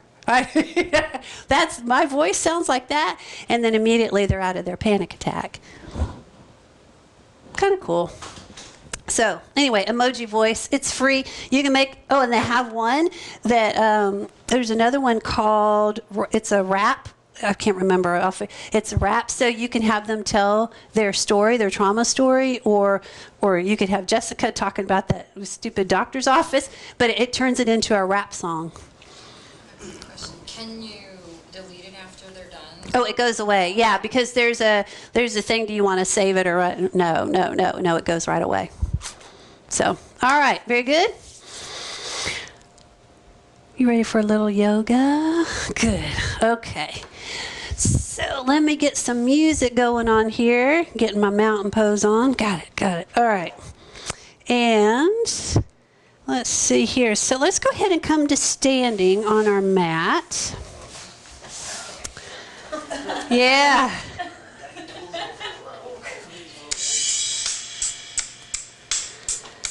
Okay, so all the while, we're creating this flexibility for our emotional brain, or we're going to ride some emotions with the yoga. Again, this is more about emotional flexibility than it is physical flexibility. So, anyway, coming to the top of your mat or the middle, just depending. Yeah, probably to the top. Okay. And by the way, who in here has not done yoga before ever or whatever? So this is new. Okay. Do you have enough room, baby? Are you going to be able to move? Are you going to watch? Got it. Okay. All right. So legs hip width apart. We're going to go back into that mountain pose. And we're going to inhale, sweeping the arms up overhead. And then exhale. I want you to just gently hinge at the hips. Bend your knees. And then just come into a gentle forward fold. Knees are bent, maybe. It depends on your flexibility, okay? And here you can even kind of walk your legs a bit. So you bend one knee, bend the other. If your fingers don't come down to the floor, that is okay. That's not the point of this. Your head is relaxed. Again, any time that sweet head, Bianca, I'm just going to put my hand on the small of your back. Anytime that sweet head can get below the heart, then you're helping to trigger your parasympathetic nervous system, that braking system. The brake, not putting on the accelerator. One more breath.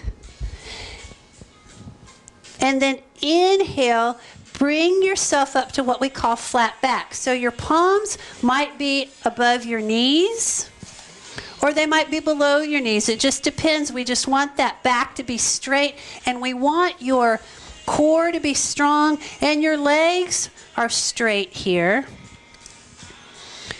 And it's as if you've got a string at the top of your head and a string or the string at the top of your head pulling one way and a string at your tailbone pulling the opposite way. So we want that spine straight.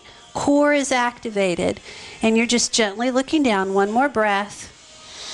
Inhale, exhale, fall back into your forward fold. This time, maybe your legs don't have to be bent quite so much. Bending the knees slightly. Inhale, begin a reverse swan dive. Inhale, raise the arms gently, floating them back up. And then exhale, bring your palms to heart center. So the lovely thing about this, we also call it prayer position. This hand gesture, this mudra, your fingers are touching pressure points that are calming. Everywhere that you put pressure on your finger points are activating other parts of other nerves in the rest of your body. So it can be very calming. And then if you let your thumb touch your heart center, then what you've got is this really cool symbol. You've got your thumbs pointing to your heart. You've got your four fingers pointed up. And it's kind of just like this nice gesture of leaving your, whatever that higher power is for you, whether it's the woods, it's nature, it's God, it's Buddha, Allah, whatever that higher power is, you're connected. You're connected. It's like you're bringing the energy from something larger than yourself and letting it shine into your heart. And then your heart is shining to that thing bigger than yourself. Okay? Very nice. Inhale, sweep the arms up overhead. Exhale, hinge at the hips and forward fold. Inhale, bring yourself to that flat back. Exhale, begin to place your palms on the mat and step your legs back into what we call a down dog, making a V with your body. If this is too hard on your wrists, you can get on your fist, you can make a fist and land on your fists. If it's too hard on your hands, you can also come down to your forearms, which is actually a little bit tougher, but you can actually do down dog but on your forearms. And just stay here for a breath or two. Beautiful. So this is, I'm going to place my hand on your spine there, Susan. Oh, goodness, you just shifted so nice. Yeah. So one more breath here. And on your exhale, just begin to float your knees down to your mat, coming into what we call a tabletop position. So just lower the knees to that tabletop position. Your wrists are underneath your shoulders, and your knees are underneath your hips. Your core is active, and you can feel the tops of your feet on the mat. Your eye gaze is gentle. And then gently bring your hips down to your ankles, your heels, excuse me. And then you extend your arms out in front of you for child's pose. Child's pose can look a couple of different ways. Child's pose can be with your hands extended. You can also stack this is what I like to do actually. I stack my fists and place it underneath my forehead, because that's just a nice pressure point on the forehead. It's just kind of relaxing. Child's pose helps the lower back. it can be sometimes when you're a little too, I would say too anxious, but when you're anxious, it can get a little claustrophobic, so you just have to decide if that's the right time for you to do a child's pose. If your fists are stacked up under your forehead, go ahead and extend the arms back out into the front and gently begin to walk the palms over to your right, making this kind of nice little C curve with your spine.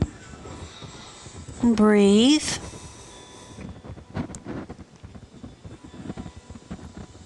And then gently come back to center and then walk over to your left. Just warming up the spine and getting you more aware of your breathing,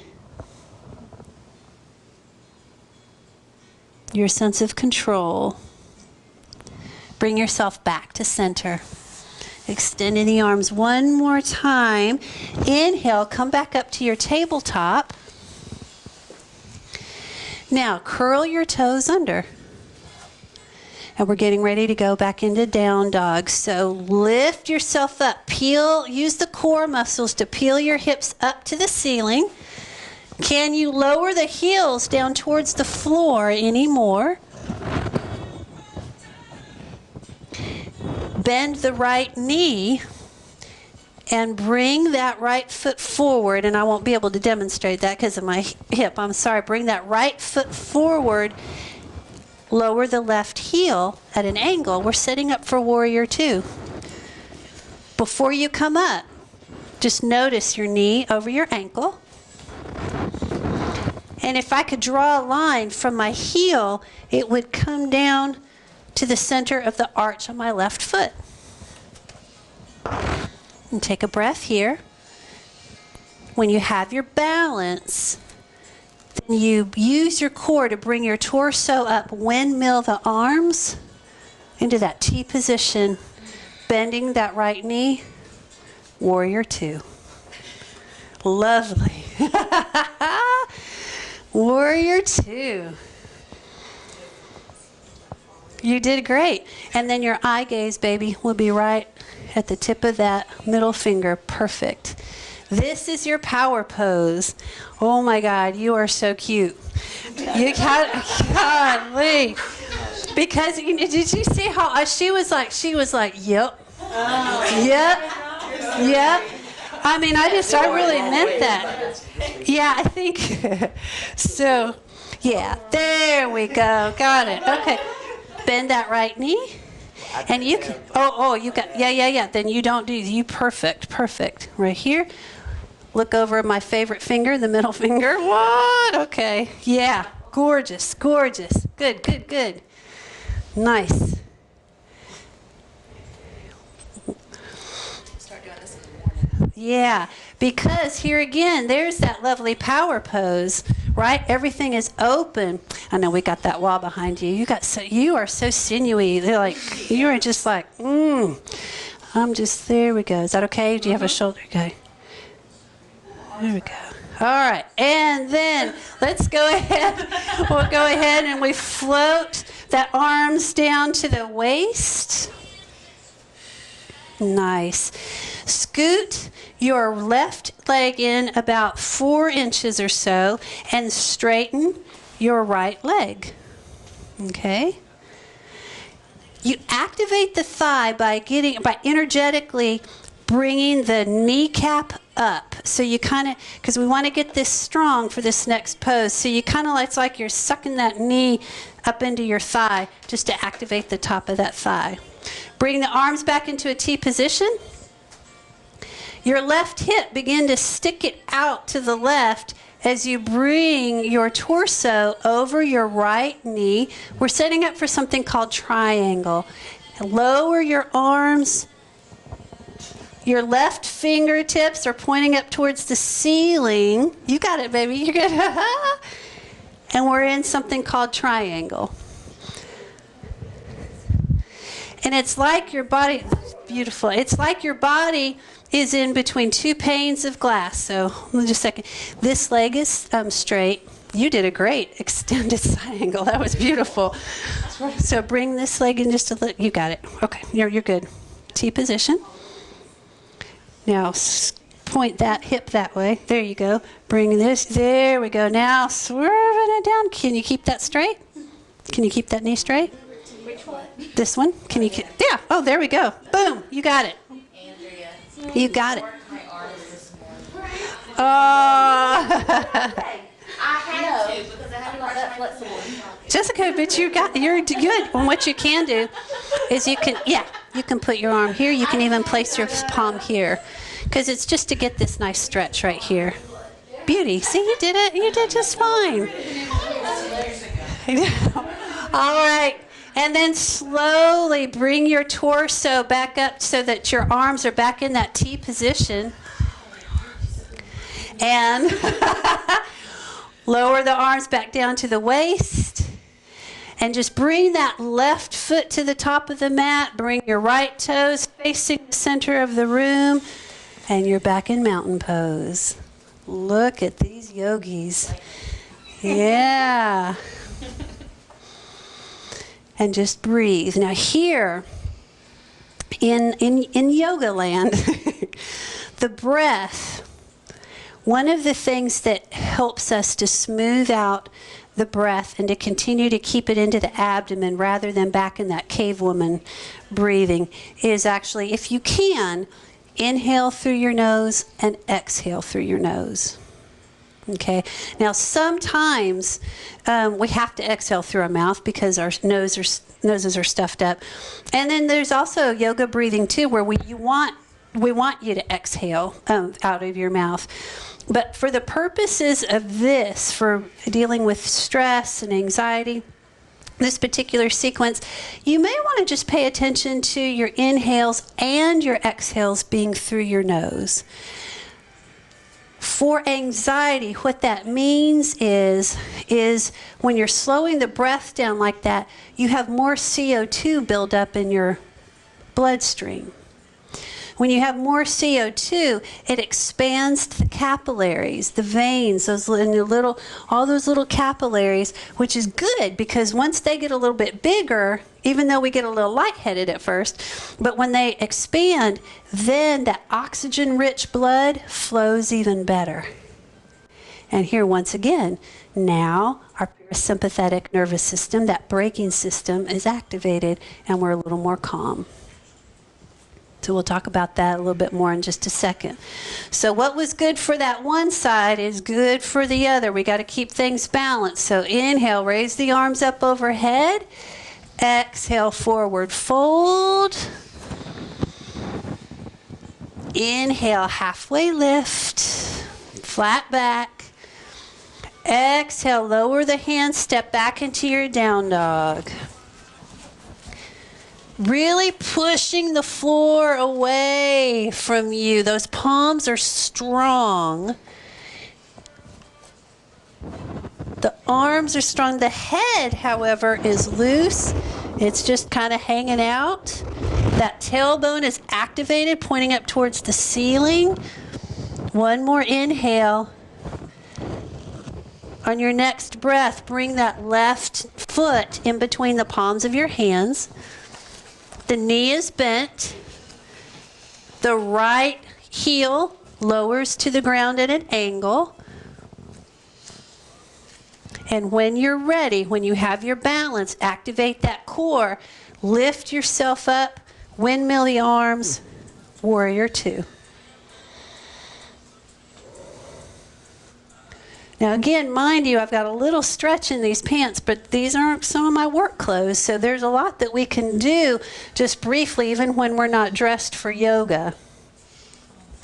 That right leg, except of course I'm sweating a bunch because it's kind of warm in here, but oh well, it's kind of earthy smell, that's all right. So anyway, that right leg is activated, that knee is bent, knee over the ankle, looking over that little middle finger. Hello, how are you? You are focused. One more breath. Good breathing. Let's straighten the left leg. Maybe I scoot my right foot in just an inch or two. I'm going to jut out my right hip. I'm going to lean over my left knee. And then when I can't lean anymore, then I'm going to lower my left hand, bring my right hand up into triangle. Your eye gaze can be wherever your neck feels the best. Okay, so that's a good question. So you can look up at your hand that's pointing up towards the ceiling. You can look straight ahead, or you can even look down at the floor. It's really yogi's choice. One more breath. Then on your inhale, bring your arms back to that T position using your core strength. Bring your wrists or your hands to your waist. Get that power position. And then you can heel toe, or you can just bring your right toes to meet your left toes facing the center of the room. Breathe. Bring the palms to heart center. Regain your focus. Anything that's tight for you, and as a matter of fact, right when we're here, if you will take your tongue, clean your top teeth, wipe your bottom teeth, going clockwise and then counterclockwise. It is a nice way to clean your teeth. However, what we're also doing is we're loosening the jaw. The jaw and the back of the tongue gets super tight. And so even when you're in a resting posture like this, you can even loosen things up more by doing something as simple as wiping your teeth with your tongue. Inhale, sweep the arms up overhead. Then exhale, gently forward fold. Inhale, halfway lift to that flat back. Exhale, place your palms on the floor and gently lower your knees to tabletop. All fours. Knees under your hips, wrists under your shoulders. Bring your hips back to touch your heels back into your child's pose.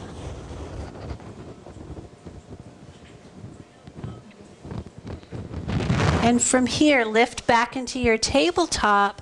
Swing your legs around so that now your feet are extended in front of you. This is called staff pose. Your legs are very active. This is great for your posture. Maybe even take some of the fleshy flesh out from up under you. I like to keep my toes pointed up towards the ceiling just because it reminds me to keep my legs active. My core is active. Staff pose.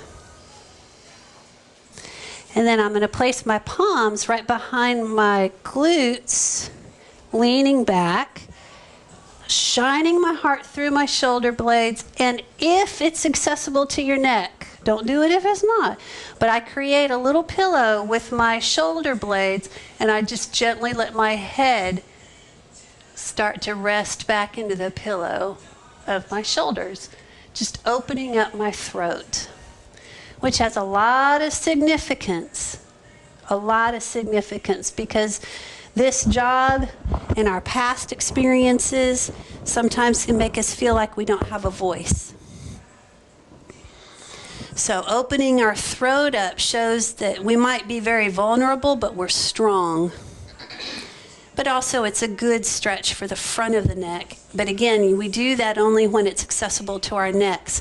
Coming out of this pose, if you will begin to lift your shoulders up to really brace the neck, bring yourself back to sitting, but your head is the last thing to come up because we don't want the weight of the head pulling on the neck. Lower your right ear gently to your right shoulder. Then roll the chin in towards the chest for a nice gentle stretch up the back of the neck. Then bring your left ear to your left shoulder. And now bring your chin back to center. And then bring your head back up into a neutral position. Gently bending the knees, and this is where I think we're pretty well all set up.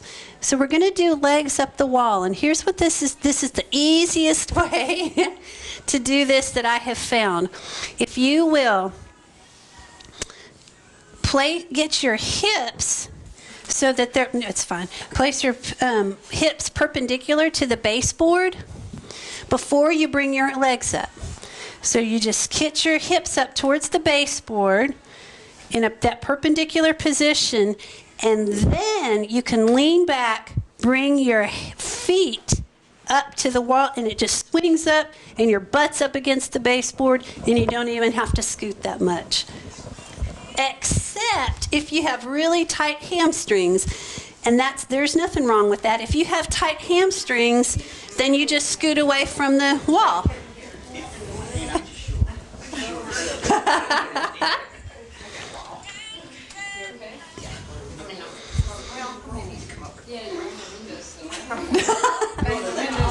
But Susan, there's room. I'm not going to stay here, so there's room over here too. You want to be over here, baby? Okay.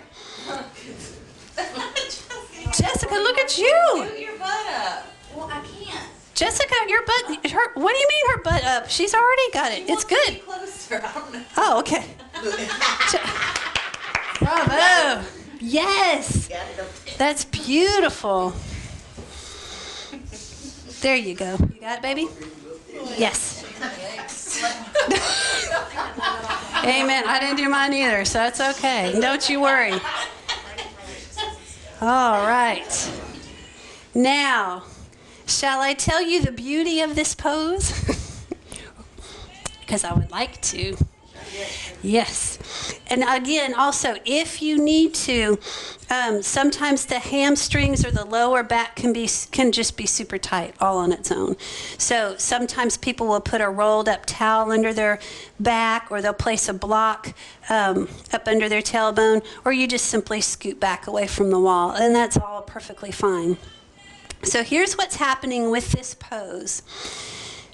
Legs up the wall is one of those poses highly indicated for people prone to anxiety.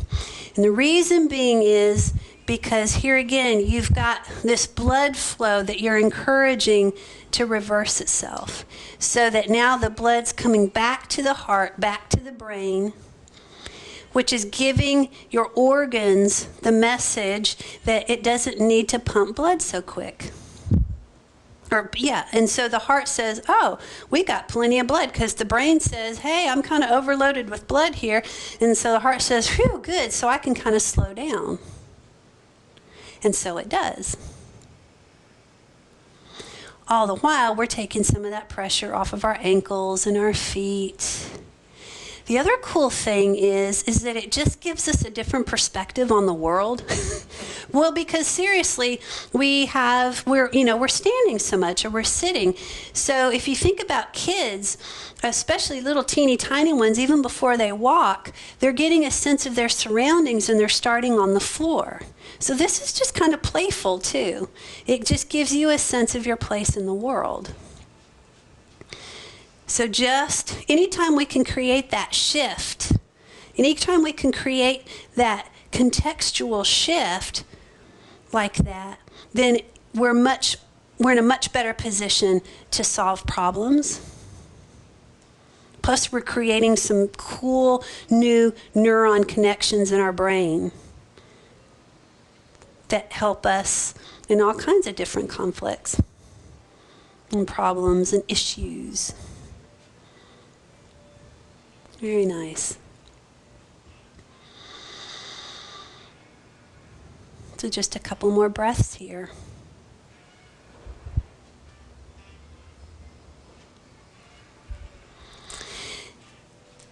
You can stay here if you would like.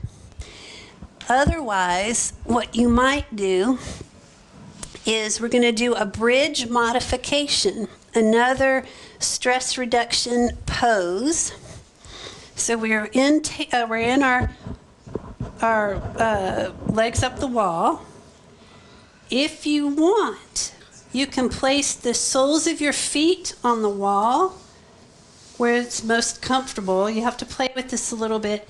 And then gently press your feet up into the wall. Lift your hips up off of the floor so that now your chest and your chin are coming closer together. Your weight is on the triceps, on the back of your arms and your shoulders, not on the neck, not on your head. I can move my head. Hold it here. Your core is engaged. One more breath. And then exhale. Lower your spine, one vertebra at a time, back down to the floor. Now, the purpose of that, from an anxiety standpoint or a mood regulation standpoint, is we're bringing the chest closer to the chin, which puts pressure on your carotid artery. When you have that pressure on that artery, once again, it tells the brain to tell the heart to slow down, that we have enough blood and all is well. We're getting out of our fight or flight.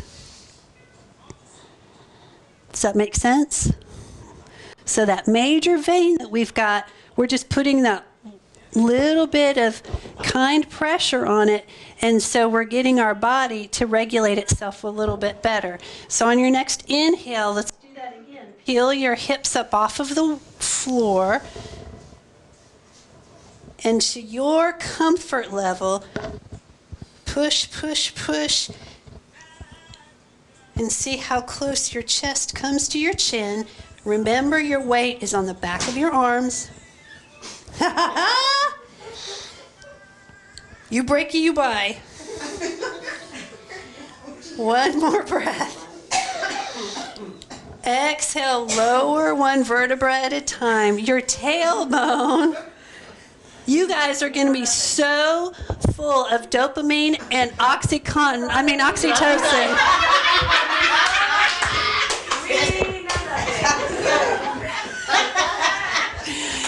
Woo.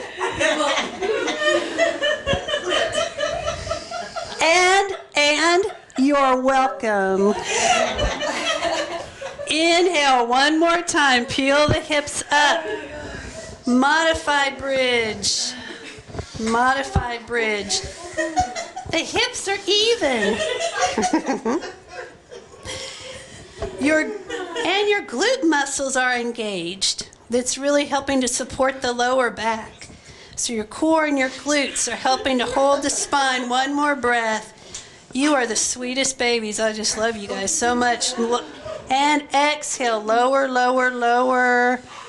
Nice.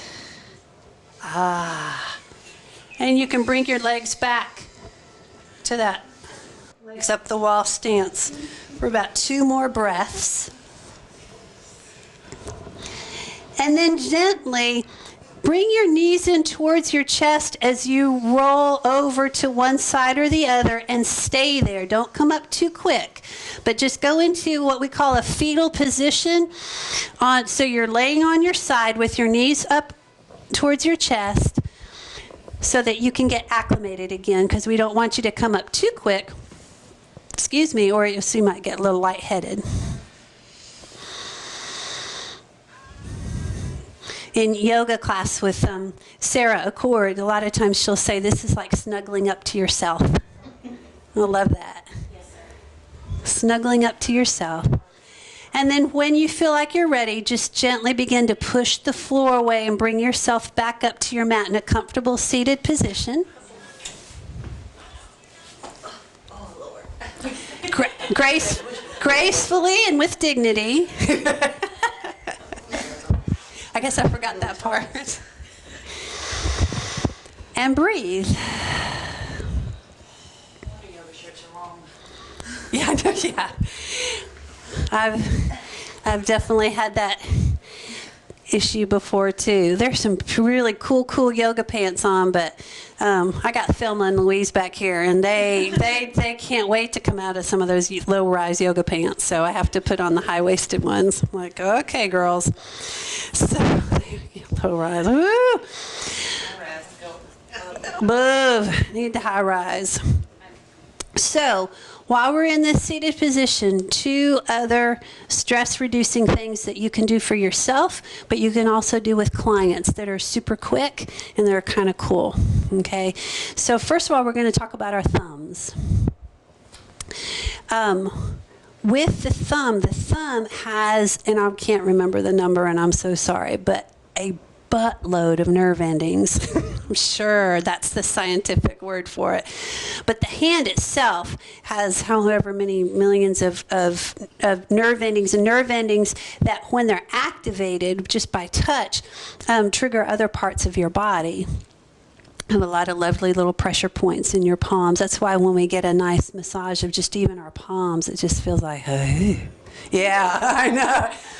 Well, the thumb especially is a really active little appendage here.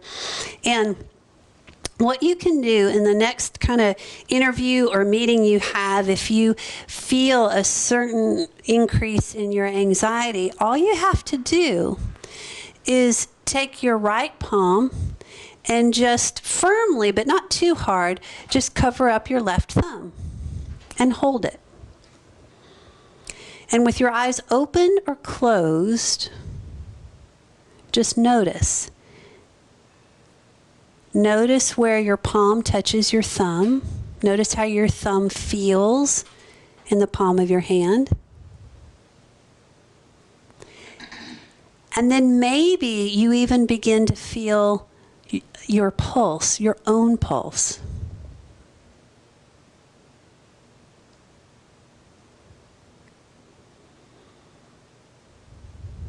It's kind of like experiencing your own little drummer. So with just this simple little move, what happens is your thumb is experiencing the warmth of your palm of your hand, and it's experiencing a sense of control, of safety, as long as, again, you don't want to hold onto the thumb too tightly because we don't want to smother it. Well, the thumb gets this sense of control and warmth and sends a message to other nerve endings in your body and ultimately to your amygdala that you're okay. You're being cared for. It's like you're wrapping yourself up in a blanket. So releasing that left thumb, and now we'll just gently do the same for our right. So take your left hand and just gently hold on, gently, firmly, somewhere in between, to the right thumb. And with your jaw relaxed, your eyes soft, maybe even closed, bring your awareness to your palm and your thumb. And see if you can notice any gentle beating, the beating of your own pulse. Notice the temperature of your thumb as it's enveloped with your left hand.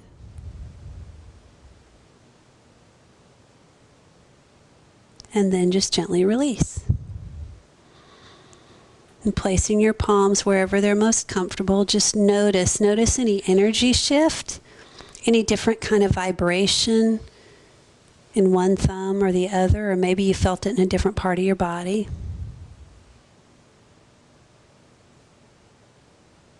Maybe you have a little tingly kind of a ginger ale feel in your hands and your thumbs.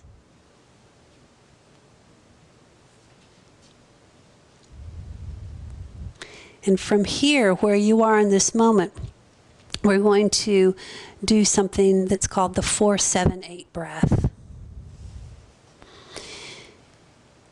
We're going to inhale for 4, if you would like, or you can just watch and listen. But I invite you to inhale for 4, and then we're going to hold it for 7, your count of 7. And then we're going to exhale for your count of 8. And remember that it's in the holding of the breath that we get that buildup of CO2, of that carbon dioxide, so that your little veins, your little capillaries expand. So that now they're even more ready to move that oxygen-rich blood through your system.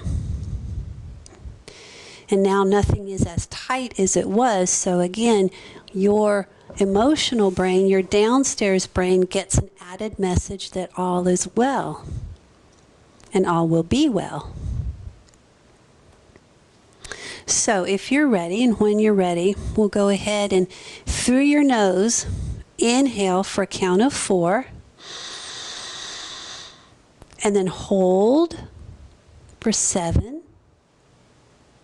And when you get to 7, then exhale through your nose or your mouth. It doesn't matter, for a count of 8. We'll do that 2 more times. Inhale for 4. Hold for 7. Exhale for 8. One more time. Inhale for 4. And exhale, hold for 7. And then exhale for 8. And then just stay here for a moment.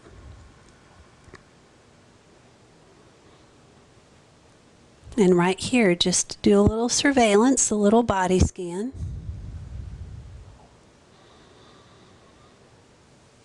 What's changed? What's the same? Think about how you felt when you were in the car, just ready to get out of the car to come to this building when we first started.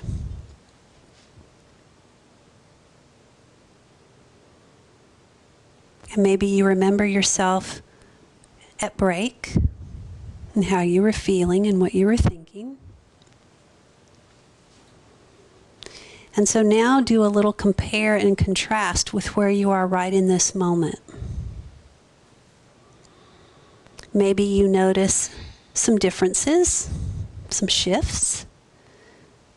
Maybe there's some things that are the same.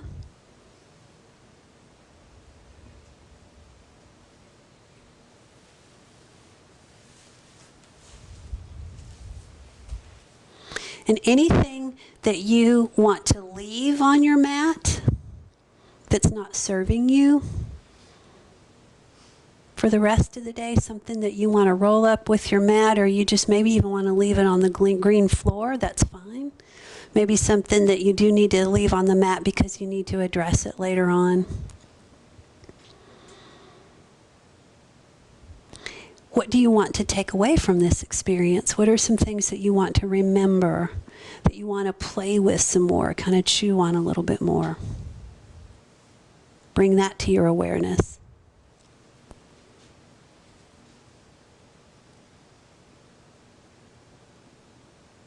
Maybe you noticed that there was a shift in your heart rate, a significant one. Maybe you do feel more of a tingly sensation, or you feel a little lighter because we laughed and we talked about dopamine and we talked about oxytocin and we did some funky things with our bodies and we laughed a lot.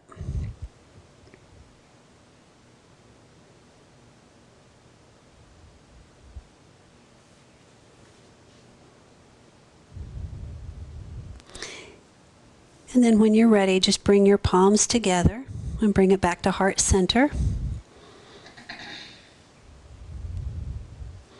And it's at this point in a yoga practice that the teacher says that the light in me, everything that brought me to this practice and to this instruction and these teachings, honors the light in you and honors your practice and all of your teachings, all of your knowledge, all of your healing that you provide. I honor that. And you have supported me as hopefully I have supported you. And I know I've gotten a huge dose of oxytocin, which has been a tremendous facelift for me. In fact, I think you've probably noticed I look 20 years younger after I've been with you in just these last 3 hours. You can say it. I know you can't say it out loud because that might be bragging, but I know I look a little bit better because I've been with you. And with that, I say, namaste.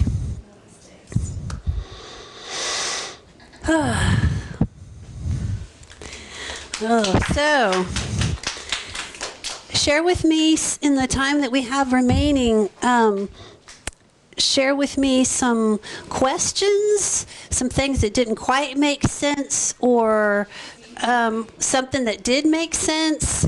And in particular, maybe you, for my own benefit, you could share with me some more applications, maybe where some of this might apply with you in your continued work, where you think it might help you, and certainly maybe if you think that some of this might help your clients. But I could really use your feedback, so as I move forward, I can tweak these presentations or do more of this thing, less of this thing.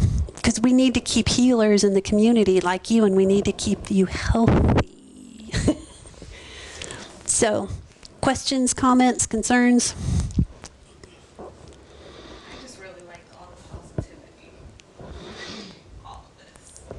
You got a positive bunch.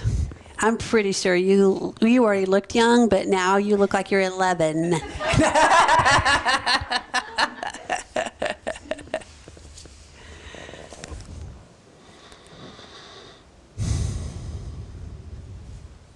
think I'm gonna have to keep this in my office and close the door and do some of this from time to time. I think it will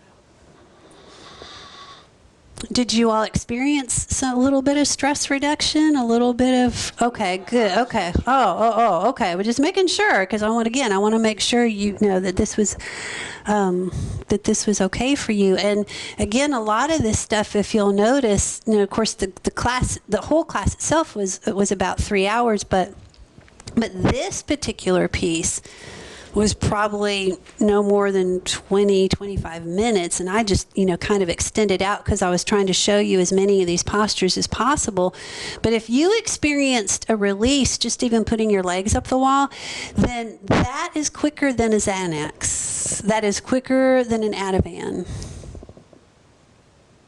I'm not going to go as far as to say it's quicker than a cigarette, because I don't want anybody to beat me up if there's a smoker in here, because I know nicotine addiction can be pretty well. But this is really fast stuff. So it's just something to kind of keep in mind, because it does seem like it would be quicker to... and I'm not going to dog some margaritas because I love some margaritas. And you can feel like sometimes, if I could just have a drink, or if I can just get that cigarette, or maybe I'll just go and pop an Ativan. And it all has its place. Margaritas definitely have its place. But they all have its place. I'm not downing any of it. It's just that when it becomes to be like that for me, when it becomes to be too much of a crutch and that too much of a numbing agent, then just remember, because then what happens is that you start to mess with your amygdala some. Now your emotional brain doesn't have a lot of flexibility. So that once you take the Ativan out of the picture, or you take your red or your white wine out of the picture, it doesn't know, it's not very flexible, just like my hamstrings sometimes. It's just like, ah, and so it wants to go back to that thing. But this is so accessible. And again, that's why I wanted to show you that I can do this in my business clothes, most of it. So it's available to you, but in a place, in a time, in a profession where we feel like we don't have a lot of control, this you have control over, and it's quick. And I loved what you said about the positivity, because what was so fun too, and is so much of this experience, is that when we can laugh with ourselves, that's the point of it. That's emotional flexibility. Is when we can, when we start to put our hips up the wall and we're like, wait, and I've got my foot and I didn't shave, and hold on, wait, and you just start laughing, then you've got it. That's it. That's it. You right away have a different perspective on things so that now your work is going to feel better, and your ability to solve problems is so much better because you've built that emotional flexibility. You want to talk about this stuff being powerful with our horsey community. Horses pick up on this stuff quick. And so I've got a lot of people who I talk with in the equine community too that say their horses start responding to them different once they even understand this stuff. So it's pretty cool. And that makes sense, right? Because our animals are like keyed in on us. So. Are you the one that's building the new yoga studio? No, the yoga. I think that's Ilana. I have the little mini one, but I think Ilana is the one that's building the new yoga studio. Yeah, she's good. That's what I hear. I haven't seen it. I think I just saw it on Facebook or something. Yeah. I think there needs to be more availability of yoga for professionals on a regular basis, not just pigeonholed into, you know what I'm saying? Like, if it was more available, I think people would do it more. It's not like you can go to the Circle K and get some yoga. Yeah, well, it would be. Oh, no. You could get your. Do they even make Virginia Slims anymore? You could get your Virginia Slims and your lottery ticket, and then do a little down dog at the Circle K. What? Oh, yeah. I don't know.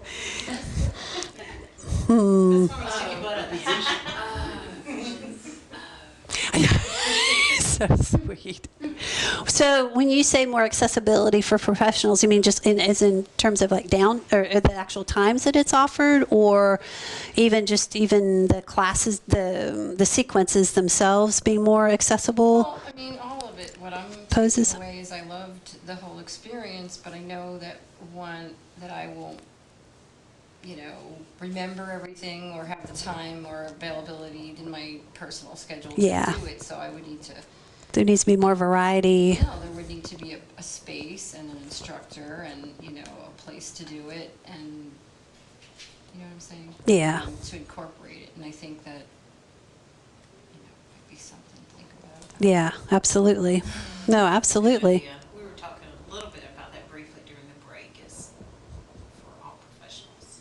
Maybe geared more toward people who work with trauma, not just, the common.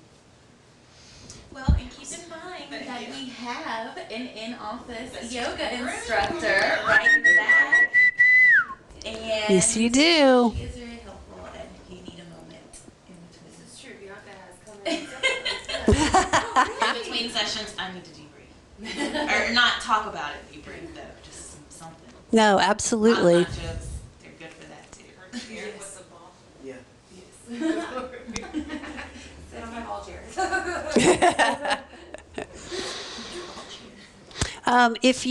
So from here on, a couple of places, a couple of things to think about then. You may want to check out trauma-sensitive yoga. In fact, there's certification in that as well. What I like about their programming is it is rich with research to back it up on why they do the poses that they do and when they do the poses when they do them. So anyway, and they're out of the Boston area, but trauma sensitive yoga is a good place to start. Look them up. And I go to a lot. My kind of person, guru, whatever, is Amy Weintraub. And Amy Weintraub is also from that area. She has something called Life Force Yoga. She does a lot for mood yoga and mood management. She's got a book. She's got a lot of YouTube videos, and her website is really accessible. So you can go and get some real quick blips. She does a lot of stuff with the hands and different kinds of breathing. Yoga for depression, yoga for anxiety. And again, a basic yoga class, you don't have to take a yoga for anxiety or a yoga for this or yoga for a basic yoga class one-on-one provides all of this. What I'm offering and what people like Amy offer is just, it's less about chakras and energy, and it's more about the neuroscience behind it and why it's working. I mean, chakras and energy all day long, I mean, that's fine.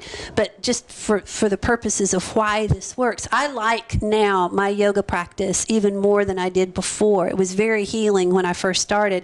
But now, when we do go into legs up the wall, I know exactly what it's doing, and I'm so excited. Now I know that if I do go into a child's pose and I start to feel my own panic attacks coming on, then I know it's okay to back off, and I know it's not because I'm doing it wrong. It's just I'm prone to panic attacks, not as many now, but I have been, and every once in a while it just catches me funky, and I get kind of claustrophobic, and I start going, and so I come out of it, and I'm cool, I'm fine. I don't know why.